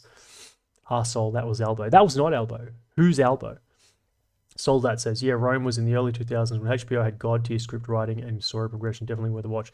Yeah, I agree, because the early 2000s HBO show I did froth was Oz, like the prison show. And then most of those actors in Oz went on to escape Oz and to star in like Law and Order, one of the 5 Law and Order shows. Oz was skits. If anyone's watched Oz, that was like that was like man cave viewing, like very violent, very sweary, crazy prison show. Mr. Man says, movies in gear nitpicking. Wait a more, please. Coming right up, sir. Our own Four Eyes would also do all that. I don't know who you're talking about. Enjoyed your Norton impression. Thank you very much. Are there publicly available books to read on tactics and strategy that are even remotely contemporary? Reason because they'll eventually have to redacted. Mate, you've got me Goran, you bloody... I'm not sure what I should be telling you, mate. You hiding out there behind... What's the weather like in St. Petersburg? Huh? High Maintenance says, Zombie Survival Guide. Isn't Black Hawk Down already a zombies? Oh!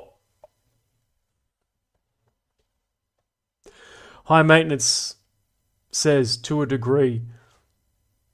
Koza says, Goran, it might have been wise to ask... Yeah, it might have been wise to ask that question before revealing where you are from.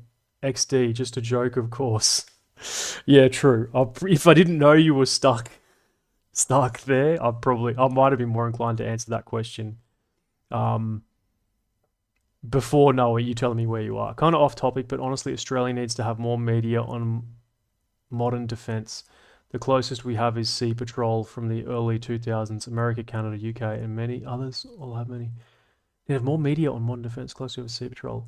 Yeah, true. There's been a few movies, I guess, like Danger Close, like Battle of Longtan. I suppose that's the only thing I can think of. But yeah, we still don't have TV. Nothing the way, we have never had anything like Generation Kill, which is about, I'll just say the best depiction, I think most accurate depiction of military that's ever been put to the screen. You know what I mean? Like the way they captured just all the the background conversations and culture of the Marines in that case and stuff. There's nothing been done for the Australian military like what Danger Close did for, I suppose, Marine crops. Get what I mean? Next slide. Oh, did I see this one? It's just Avi said, nobody in World War II had this physique. Bro, the XCOM enemy unknown build, lol. I had to look this up because I didn't know what XCOM enemy unknown build was, but there we go. For this part, for context, the video, what I was talking about, how big Alan Richardson is in, not League of Extraordinary Gentlemen. What's it called, boys? League of Ungentlemanly Warfare. Something Ungentlemanly Warfare. It's him and Henry Cavill, and he's fucking enormous. God almighty. That's the biggest I think he's ever been. And I'm calling juice. Am I right or not? What do you reckon? Alan Richardson in that film, if he is not juice to the gills on the gear, I will eat my own hat. He is crazy big in that. Crazy big. And yeah, just the thought of a dude in World War II being that big is almost funny in itself. And yeah, that was the line I think I was getting at in the video, and that's what Abby here is referring to. But he's throwing it back to XCOM. But I had to look this up, so now you can look at it too. Because yeah, he does look like that. Oh yeah, Danger Close was great. Cos says, but I would also gladly take some recommendations for some good reading about doctrine, especially the Cold War, maybe US, USSR exploring air cav. I think it's just ungentlemanly warfare. Is it just that? Is there not something else before it? Ministry of Ungentlemanly Warfare. Thank you, Swap Boy. Brother had in his eye farm feeding him. He had to be right with Cavill. Yeah, 100% roided. Yeah, roided. Soldat says, Black Hawk Down with zombies in a serious Ridley Scott format with maybe some Dawn of the Dead cheesy... Dawn of the Dead 2004 cheesy action would be fucking sick. See, that's the thing though. I don't even think Dawn of the Dead is cheesy. I think they managed to... They get that sweet spot of, you know, this is a zombie movie. Zombies are absurd. Clearly. But these people are really at threat here. Oh, God, did I just move the slide? This is a serious threat to these people and, you know, the hideously violent creatures, these zombies. So, man, I think they just balanced it right. I wouldn't necessarily I don't think I agree that Dawn of the Dead is cheesy because there are cheesy zombie movies. And I don't think Dawn of the Dead is one of them. I think it's probably the sweet spot of zombie movies for me. Could be a preference thing. Maybe I need to be juiced up. Consequences for actions and death feel definitely more heavy in Dawn of the Dead versus other cheesy zombie movies. Yeah. That's a good way of putting it. First XCOM, all characters have abs the size of their heads and necks fused to the torso. Only civvies look vaguely human. Everyone's talking about Dawn of the Dead. What about Shaun of the Dead? Yeah, classic. Classic Shaun of the Dead. Okay, we're getting to the end here, boys. A few more of these and then we'll get to the Q&A where I'll blast through these.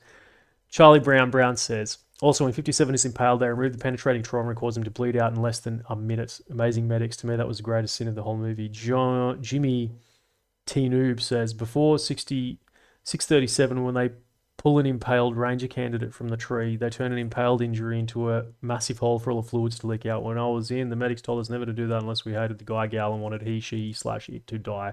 Yeah, fair take. Funny thing here about, as they say, if a dude gets impaled by a giant log, probably don't, bleed him, take him off the log and let him immediately just bleed out more.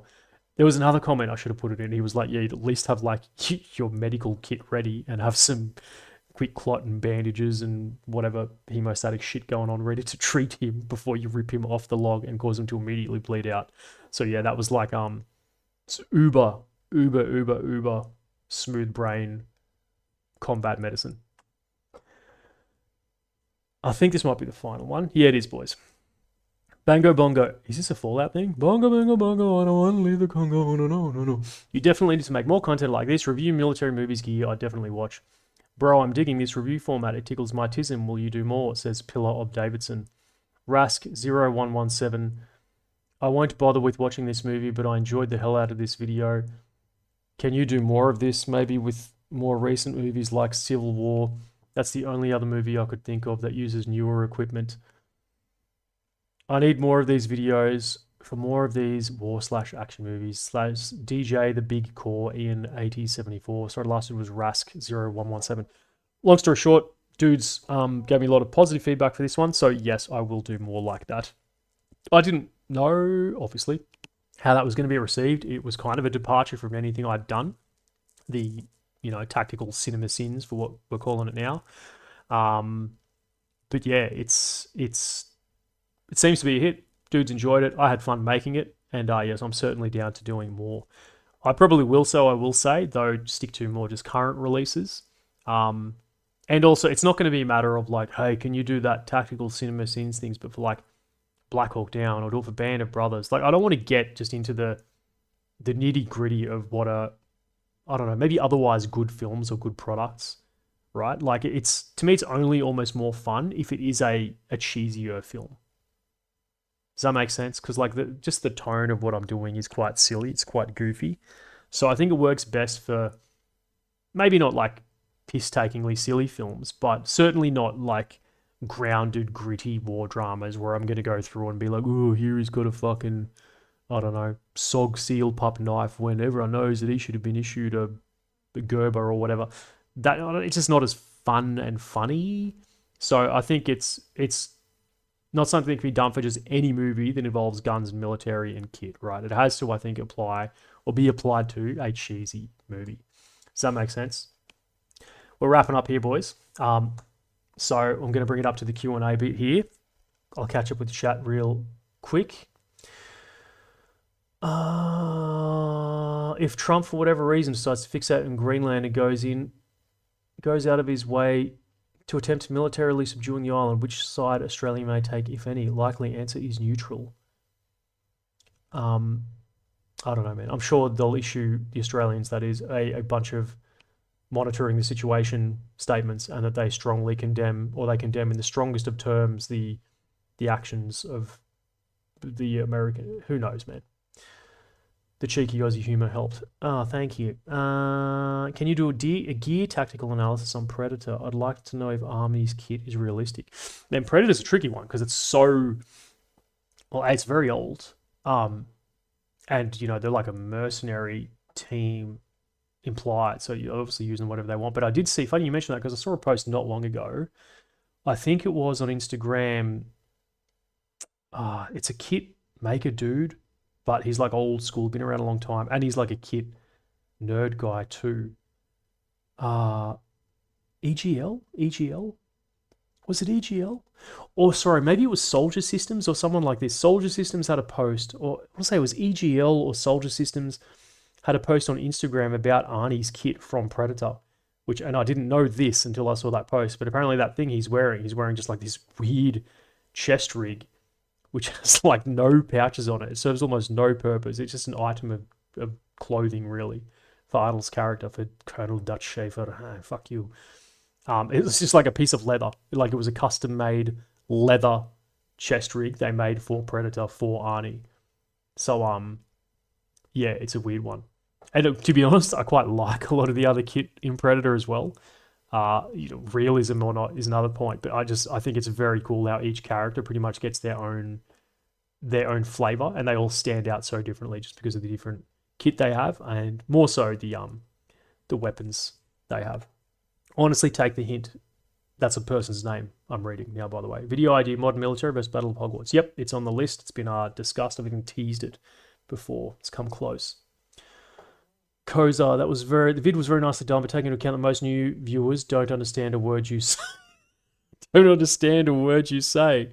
With tactics, it's a story. With armory sins, it's throwing names and being angry at Velcro.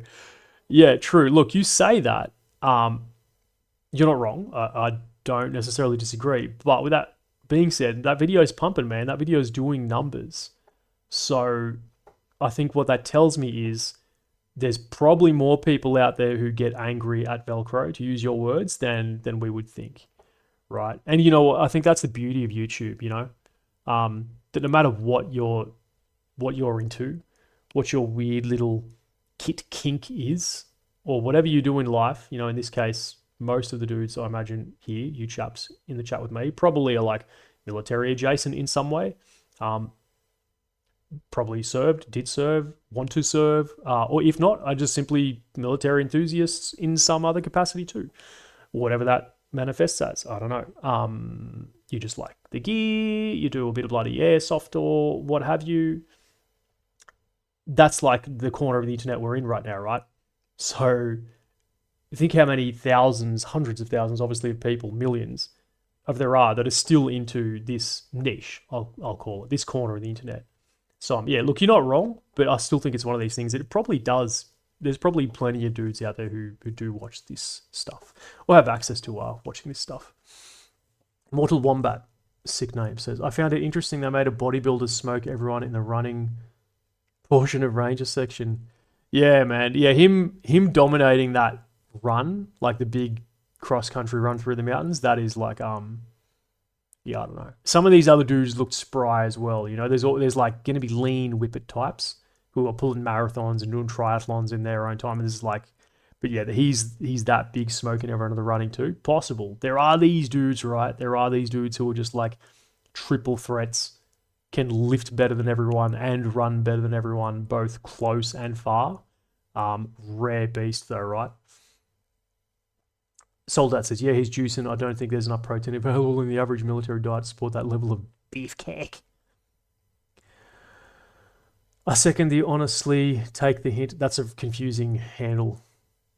It makes it difficult to read. Army vs. Magic done by actual soldier rocks. Way better than the other way around, with riders nerfing the army to the ground.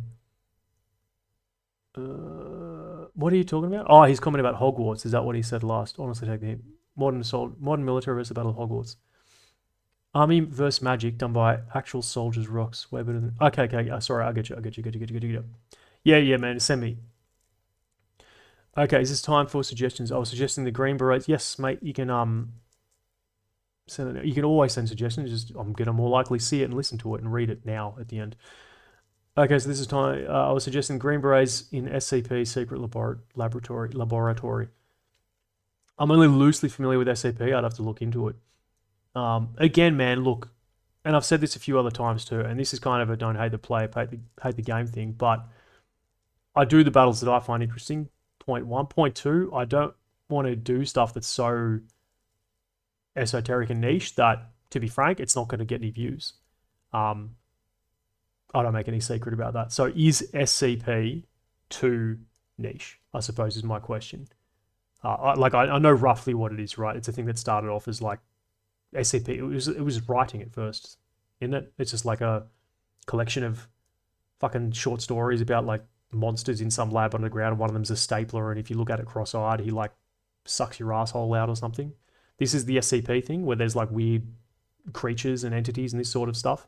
Like I roughly know about it, but correct me if I'm wrong. There's been like no film or no game. Okay, I know there's games and shit, but there's no big budget thing about this, right? Or there's no big production value thing that's been made about SCP, question mark? That's a question to you.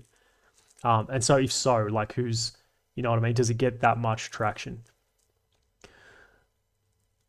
You missed the joke? Sorry. Sorry, man. I know it's not realistic, but it's actually cool to learn.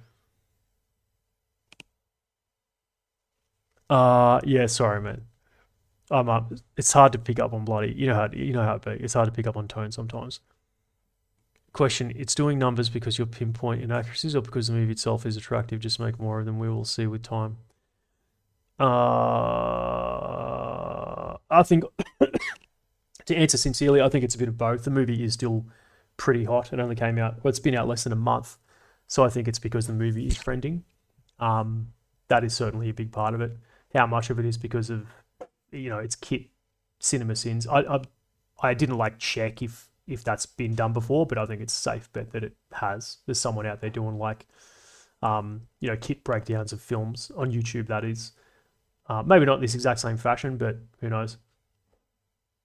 Don't worry, CSRC. I'll go through Kapuka to be a tactical mastermind, so I don't have to Google half the things you say. Yeah, bloody do that, mate. Go on, get you up Kapuka. Kapuka is Australian Army recruit training. to my American viewers in the chat. And if you're wondering why I keep translating stuff for Americans, it's because statistically, I have most of you are Americans. It's my biggest viewer base by far, even more so than the Australians. So bloody lift your game, Aussies. Come support your boy. That's me. And yeah, to your point, man, you're not going to probably learn too much about becoming a tactical mastermind at Kapuka anyway. So yeah, fret not. In a military exercise between Australia and Ukraine. Oh, is this Goran again? Which side do you expect would win? Mate, you bloody... Your timeout button is... Look, I learned about this in the last stream when dudes were getting nutty. I learned about the timeout button. I'm not afraid to use it. No, I'm not going to time out you, Goran. But, man, I don't know. Now I've clicked his name and I've got shit all over my screen. I can't get rid of it. Soldat says, former service or male autism. Either way, keep the vids. Good work as always. There's a guy on YouTube who does exactly the same for old World War II COD games, and he has great viewership, so you might be right. Oh, wow, that's like incredibly niche. Like that he niches within the niche on not only World War II, but then World War II COD games. SCP does have a decent fan base. There is even a couple of high-quality fan-made tactical short films. Yes, I have seen one of these. There's like a cabin in an open grassy field, and these dudes wearing like lots of period-correct kit. So I have seen some of these fan fiction film things. On my way to write an article for SCP 69420, an asshole that sucks your staplers when you don't look at it. Wild. Captain Nothing Big Picture though. Yeah, the SCP thing is internet niche. As far as broader scope of media it's concerned, definitely more people here will know about it, but just don't think the broader public is so much aware. Given the Creative Commons rules, someone trying to make a full-size production quality SCP movie knowing there's no profits to it, looking forward to the results. To be honest, when I watched War Machine, I had no idea there was alien shit involved. I was stoked, but I'm not a military adjacent, so I come here to learn why movies I like are wrong. There you go. Fair enough. Appreciate that. Saw some AI channel talking about how the Americans and Japanese gave up on trying to intercept and translate Aussie radio transmissions because they could not understand the Aussie accent and slang. Yeah, real. Yeah, man, when you're overseas in Australian, you can just lapse into, if you're with other Aussies and say you want to speak in not maybe not secrecy, but convey some messages without other people understanding, you can just lapse into full-on Dero Aussie and no one will understand a word you're saying. It's pretty sick. So you definitely need to translate for the US viewers. That is funny though. I didn't know that, eh? The Japanese gave up trying to intercept and translate Aussie radio transmissions. Is there going to be any videos? Is there going to be in any videos in the future about how defenders might adapt and plan for important assets, ATGMs, HMGs, etc., being targeted, say by an enemy preliminary bombardment with artillery? Well, I kind of got into this in the last video, but the adaptation thing, please go back and watch that 300 live stream. You don't have to watch the whole thing, but there's a part where I had to discuss this in detail, specifically the adaptation thing you're referring to. Why that stuff doesn't happen in the way you describe it is because if that happens, then my plan sucks. You get what I mean? So everything my analysis in the planning part of it, which is what you're watching the first 3/4 of the video, I have failed, right? So in your example here, if the enemy has artillery and we get a preliminary bombardment that destroys my important assets, my ATGMs, my HMGs, etc., then the clear thing here, just cursory glance and analysis of your 20-word scenario, I have failed to take into account the enemy artillery in my plan. Why are my ATGMs, HMGs not dug in with overhead protection to be safe from artillery? Why are they not mounted on a mobile platform like a vehicle where I can withdraw and get them out of the way of arm's reach of artillery? So you see what I mean? Even just this 30-second conversation we're having right now, in some ways, the adaptation that guys liked from the 300 video, the Mopply video, the adaptation is considered in the plan. More so the enemy adaptation in that example, right? Because like if you haven't thought about it, you haven't made the plan. So that's kind of, it's the chicken, not the chicken and egg, but it's like I have a Venn diagram of things I consider when I'm making these. But that's one of the curses I have is, right, I've got to like try and make a sound workable, as in it's going to be effective, maybe not perfect, maybe not the best, maybe not Machiavellian military plan, but then I've also got to show some sort of entertaining battle simulation. And these two things don't necessarily work together. They are quite conflicting in a lot of ways, right? So yeah, does that answer your question? Like, go check out that other stream too. I spend probably 20 minutes yapping about what I just told you then in 5.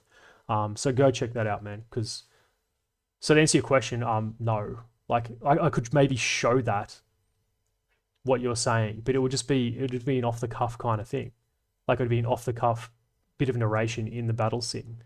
One of the, take the last one. One of the Greek ATGMs gets knocked out by one of the Persian arrows, and they switch to the other one. Or now they don't have ATGMs anymore, so we're switching to the 40 mils instead. You get what I mean? Like, it'd be kind of just a hand wave thing I'd throw at it.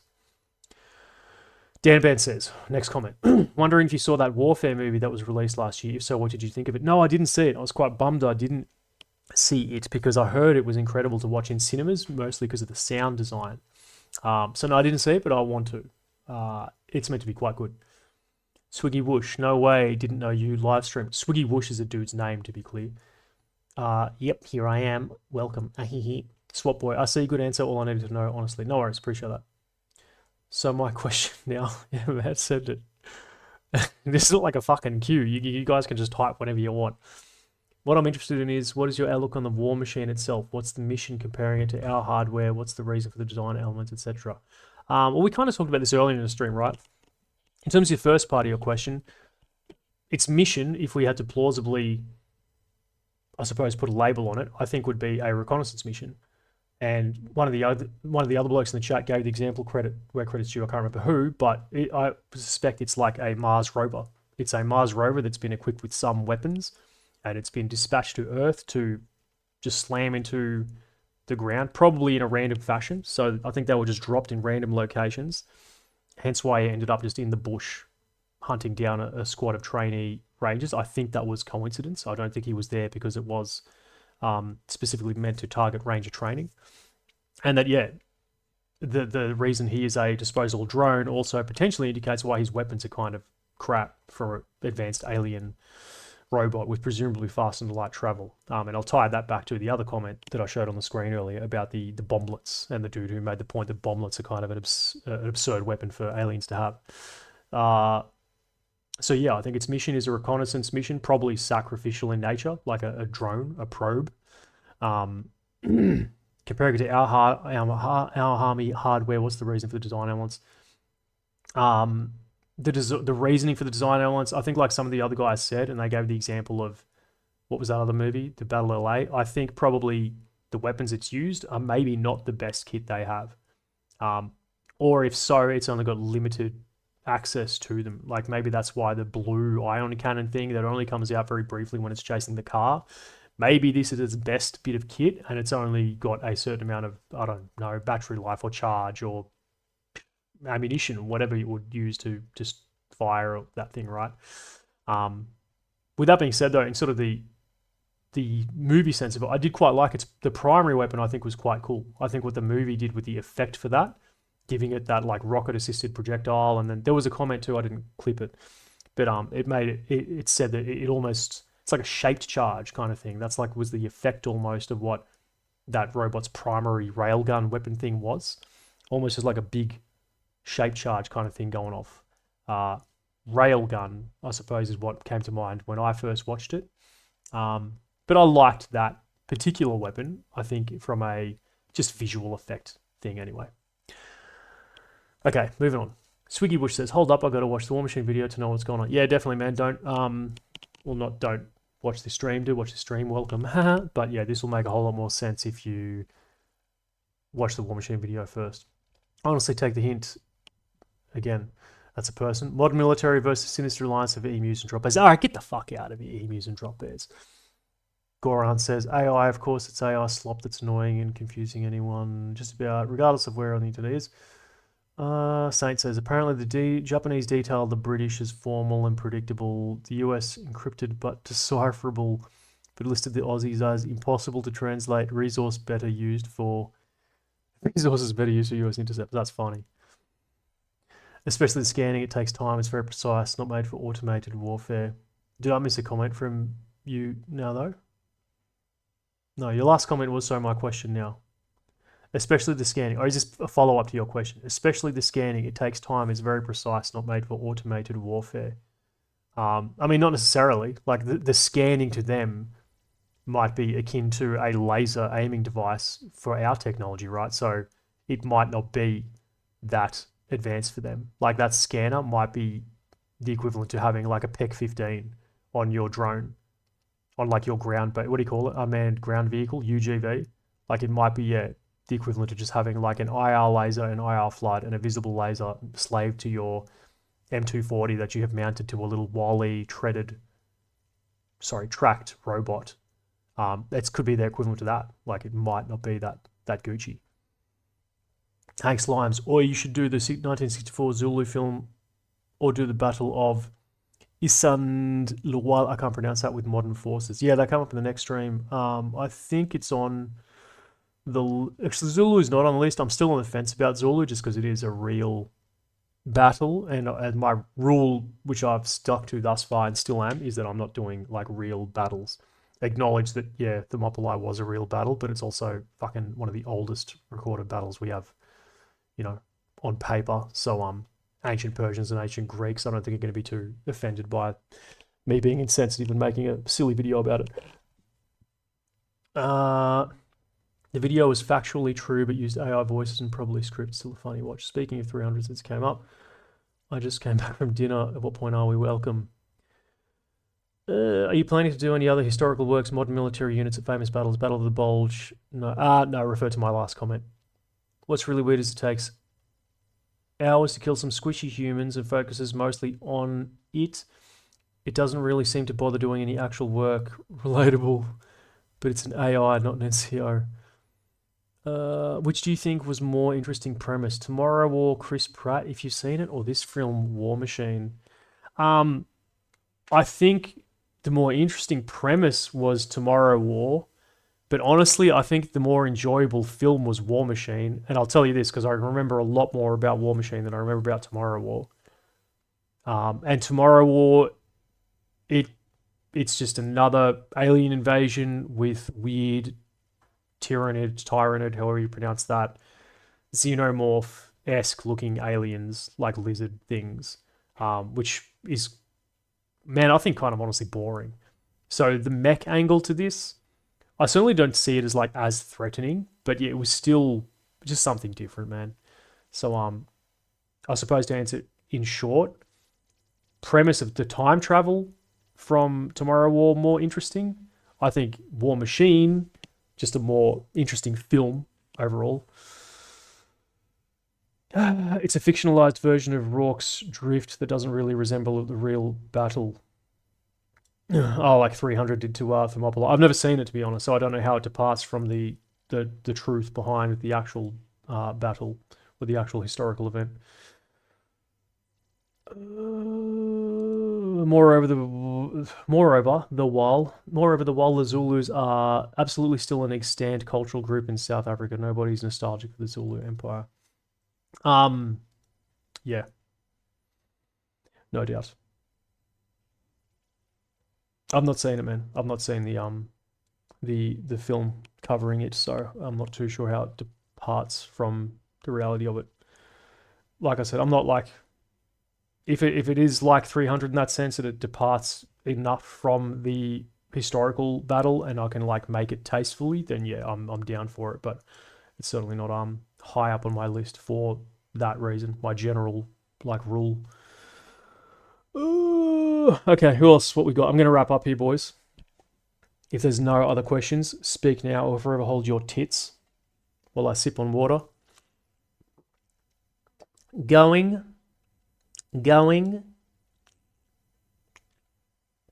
Oh, we've got some comments. It's generally okay. We're talking about Zulu, the film. Oh, here we go. I'm hovering over the end stream button right now. And sipping water. Koza says, "Oh, video idea. What about your take on a search and destroy mission conducted against some cryptid monster / alien, whatever? How would you organize it? What asset would you use, etc.?" Stuff like this is fun, and there's ideas like this, right? But where they fall apart is the battle sim. So I could make this video, but how do you do the battle simulation? They walked down the hallway, and then the alien jumped out and attacked one of them and killed him and ate him. They shot back but missed. They worked further into the hallway, and then the alien attacked another one and ate him and killed him. They shot back. I've thought about that. Like, it's just hard to make a compelling sim / the final part of my video. But the rest of that is fun to plan. The planning part of that is quite fun. Sadly, though, I think I've kind of created South Park crack babies for the battle sim. So I don't think I can make these videos anymore without the battle sim.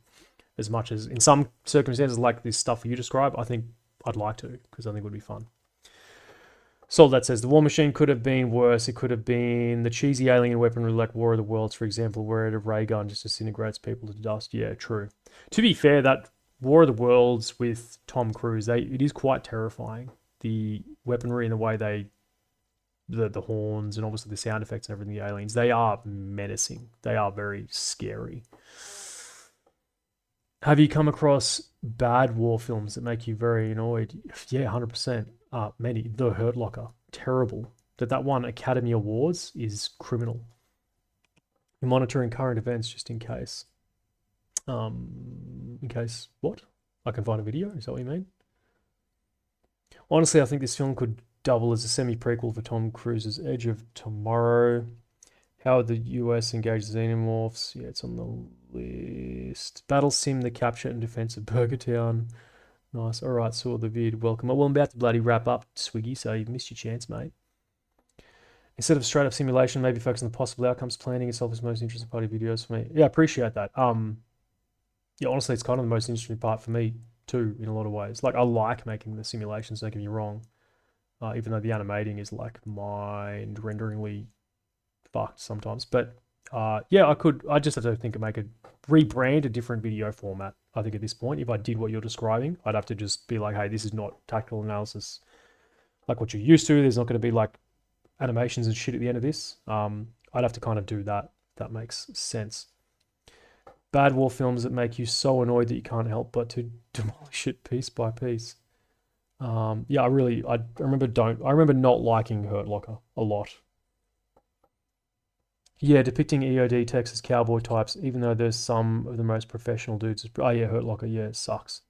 And worst offenders, ultra patriotic war films that double as propaganda. Pretty shoddy one at that. My main question is, why would they keep lugging around ballistic protection whilst it is shown that the alien technology is most certainly going to kill you no matter what? Some just ditch the vest. So not some ditch the vest? Sorry for the typo. So why not ditch the vest? Yeah, to be fair, it could be that they don't even have... It could be they only had training plates in, so it wasn't really that heavy anyway. It could be that they had other stuff on the vest they wanted to keep, which some of them certainly were shown to have other utility pouches, accessories pouches. You know, if you've got your Leatherman, your headlamp, your med kit, if all that stuff is still on your chest rig or armor or whatever, I can see a case why you'd keep it on you in that case. Like, you know, now that I've said it aloud, it sounds dumb. Why do you care about your Leatherman when you're running for your life from an alien robot? Maybe you need it later on when you break into the mine site and you're setting up your Kevin McAllister Home Alone traps to defeat said alien robot and you need to cut some wire. I don't know, but you see what I mean? If you have this kit on you and it's like negligible in the extra weight it's adding, then maybe you would be inclined to keep your vest, right? But yeah, if you're just like, no, we're running for the hills for our life, then sure, maybe you just strip off everything you have. What's so bad about the Hurt Locker? It seems like a good drama war movie. No, it's very bad, man. I'm not the first dude to like slam the Hurt Locker either. I think it's quite popular in military circles to poo-poo the Hurt Locker. It is not very good. Just there was a comment above. Who was it? Saint said it. Just yeah, the way they were portrayed, like as EOD guys, I think did an injustice to EOD guys. The way it was kind of like dramatized, and just there's lots of like nitpicky. I'm not even sure they're nitpicky. Just big gross inaccuracies about they go about business in general. Got to turn it into Civ when they leave. I have an idea how you could do a simulation in an engaging way, but I can't explain it with just comments. Is there a channel Discord? No, there's not a Discord. I don't have time. I don't get Discord. I've never been in a Discord. I don't know what it is. Discord's just like the new forums, right? It replaced forum websites. Yeah, I don't have the time to like admin a Discord or do whatever it is you do in Discord. I love the part where they pickled Ricked the dude while running from a robot hell bent on killing them. What's Pickle Rick the dude? I get the reference, it's Rick and Morty, but what does two Pickle Rick one mean? I loved the part where they Pickle Ricked the dude while running from a robot hell bent on killing them. Have you considered doing the final defense in Fury but with multiple Shermans or a modern tank crew? That's actually fun. I get that it's World War II, but it's a fictional take within World War II, right? But the modern tank crew just means they're just going to instantly win because nothing the Germans have is going to come close to even putting a scratch on the modern tank. So it's like a fun thought experiment. I don't think it makes for a compelling analysis, though. Discord now need to know your age. Oh, as in like safety, e-safety, know your age, you mean? I'm running a channel Discord for another YouTubers and I also don't get it, so don't worry, it's normal. So there's no other way to do it without sending you an email. Yeah, pretty much. How could you do a simulation engaging way? But I can't explain it. Yeah, or you can flick me an Instagram DM or email. He's like, you can't just explain it here. I have an idea how you could do a simulation in an engaging way. That's what you're saying. How complicated is an idea? You can't type it in bloody few words here. I got Pickle Ricked once, but it usually costs extra. What the fuck? Were you the original Pickle Rick comment? No, you weren't. Honestly, take the hint, said it first, and now you're saying you got Pickle Ricked? What is this freaky shit? You guys need to hang out with that Animu dude from the last stream. Boys, I'm going to wrap it up here. Thanks for playing along. Next week, I'll be doing a planning room stream. So all the members, the Saint, Xenonauts, Captain, you remember, thanks for joining up. Who else did we have? Ryan was in? No, Ryan wasn't in. I mentioned Ryan in one of the slides. Ankalainen or Ian. Yep. Cheers, boys. Thanks for playing. I'll see you dudes next Sunday or anyone else who's there for that one. And we'll be going into what's next. And I'm going to try and get some work done on some preliminary research for what's cooking. And then all will be revealed next Sunday for that one. So jump aboard if you can. If you want to get your bloody tactical tits tickles and see what's going on behind the scenes, that's your place to do it. If not, I'll see you in the next... whenever the next live all access will be. Maybe a, what do you call it, mixed bag, but that probably won't be for a while because I'm going to be locked into planning room ones now. There's no final thoughts, boys. Good night, next Sunday. Yes, streams are on Sunday. Thanks for the stream. No, thank you, Frederick. It's referring to the green stretch they put 7 in. There's a meme from the Americans. Pickle Rick is the Skedco. I getcha. Thanks for translating that for me, boys. Discord works if you want to cultivate a community. Not all YouTube people want it. Don't forget to buy that USB, mate. I've got fucking USBs. I just don't like using them. Cheers, Saint. Thanks again. Thanks, boys, for the donos as well. And yes, next Sunday. Okay, cheers, chaps. Peace and out.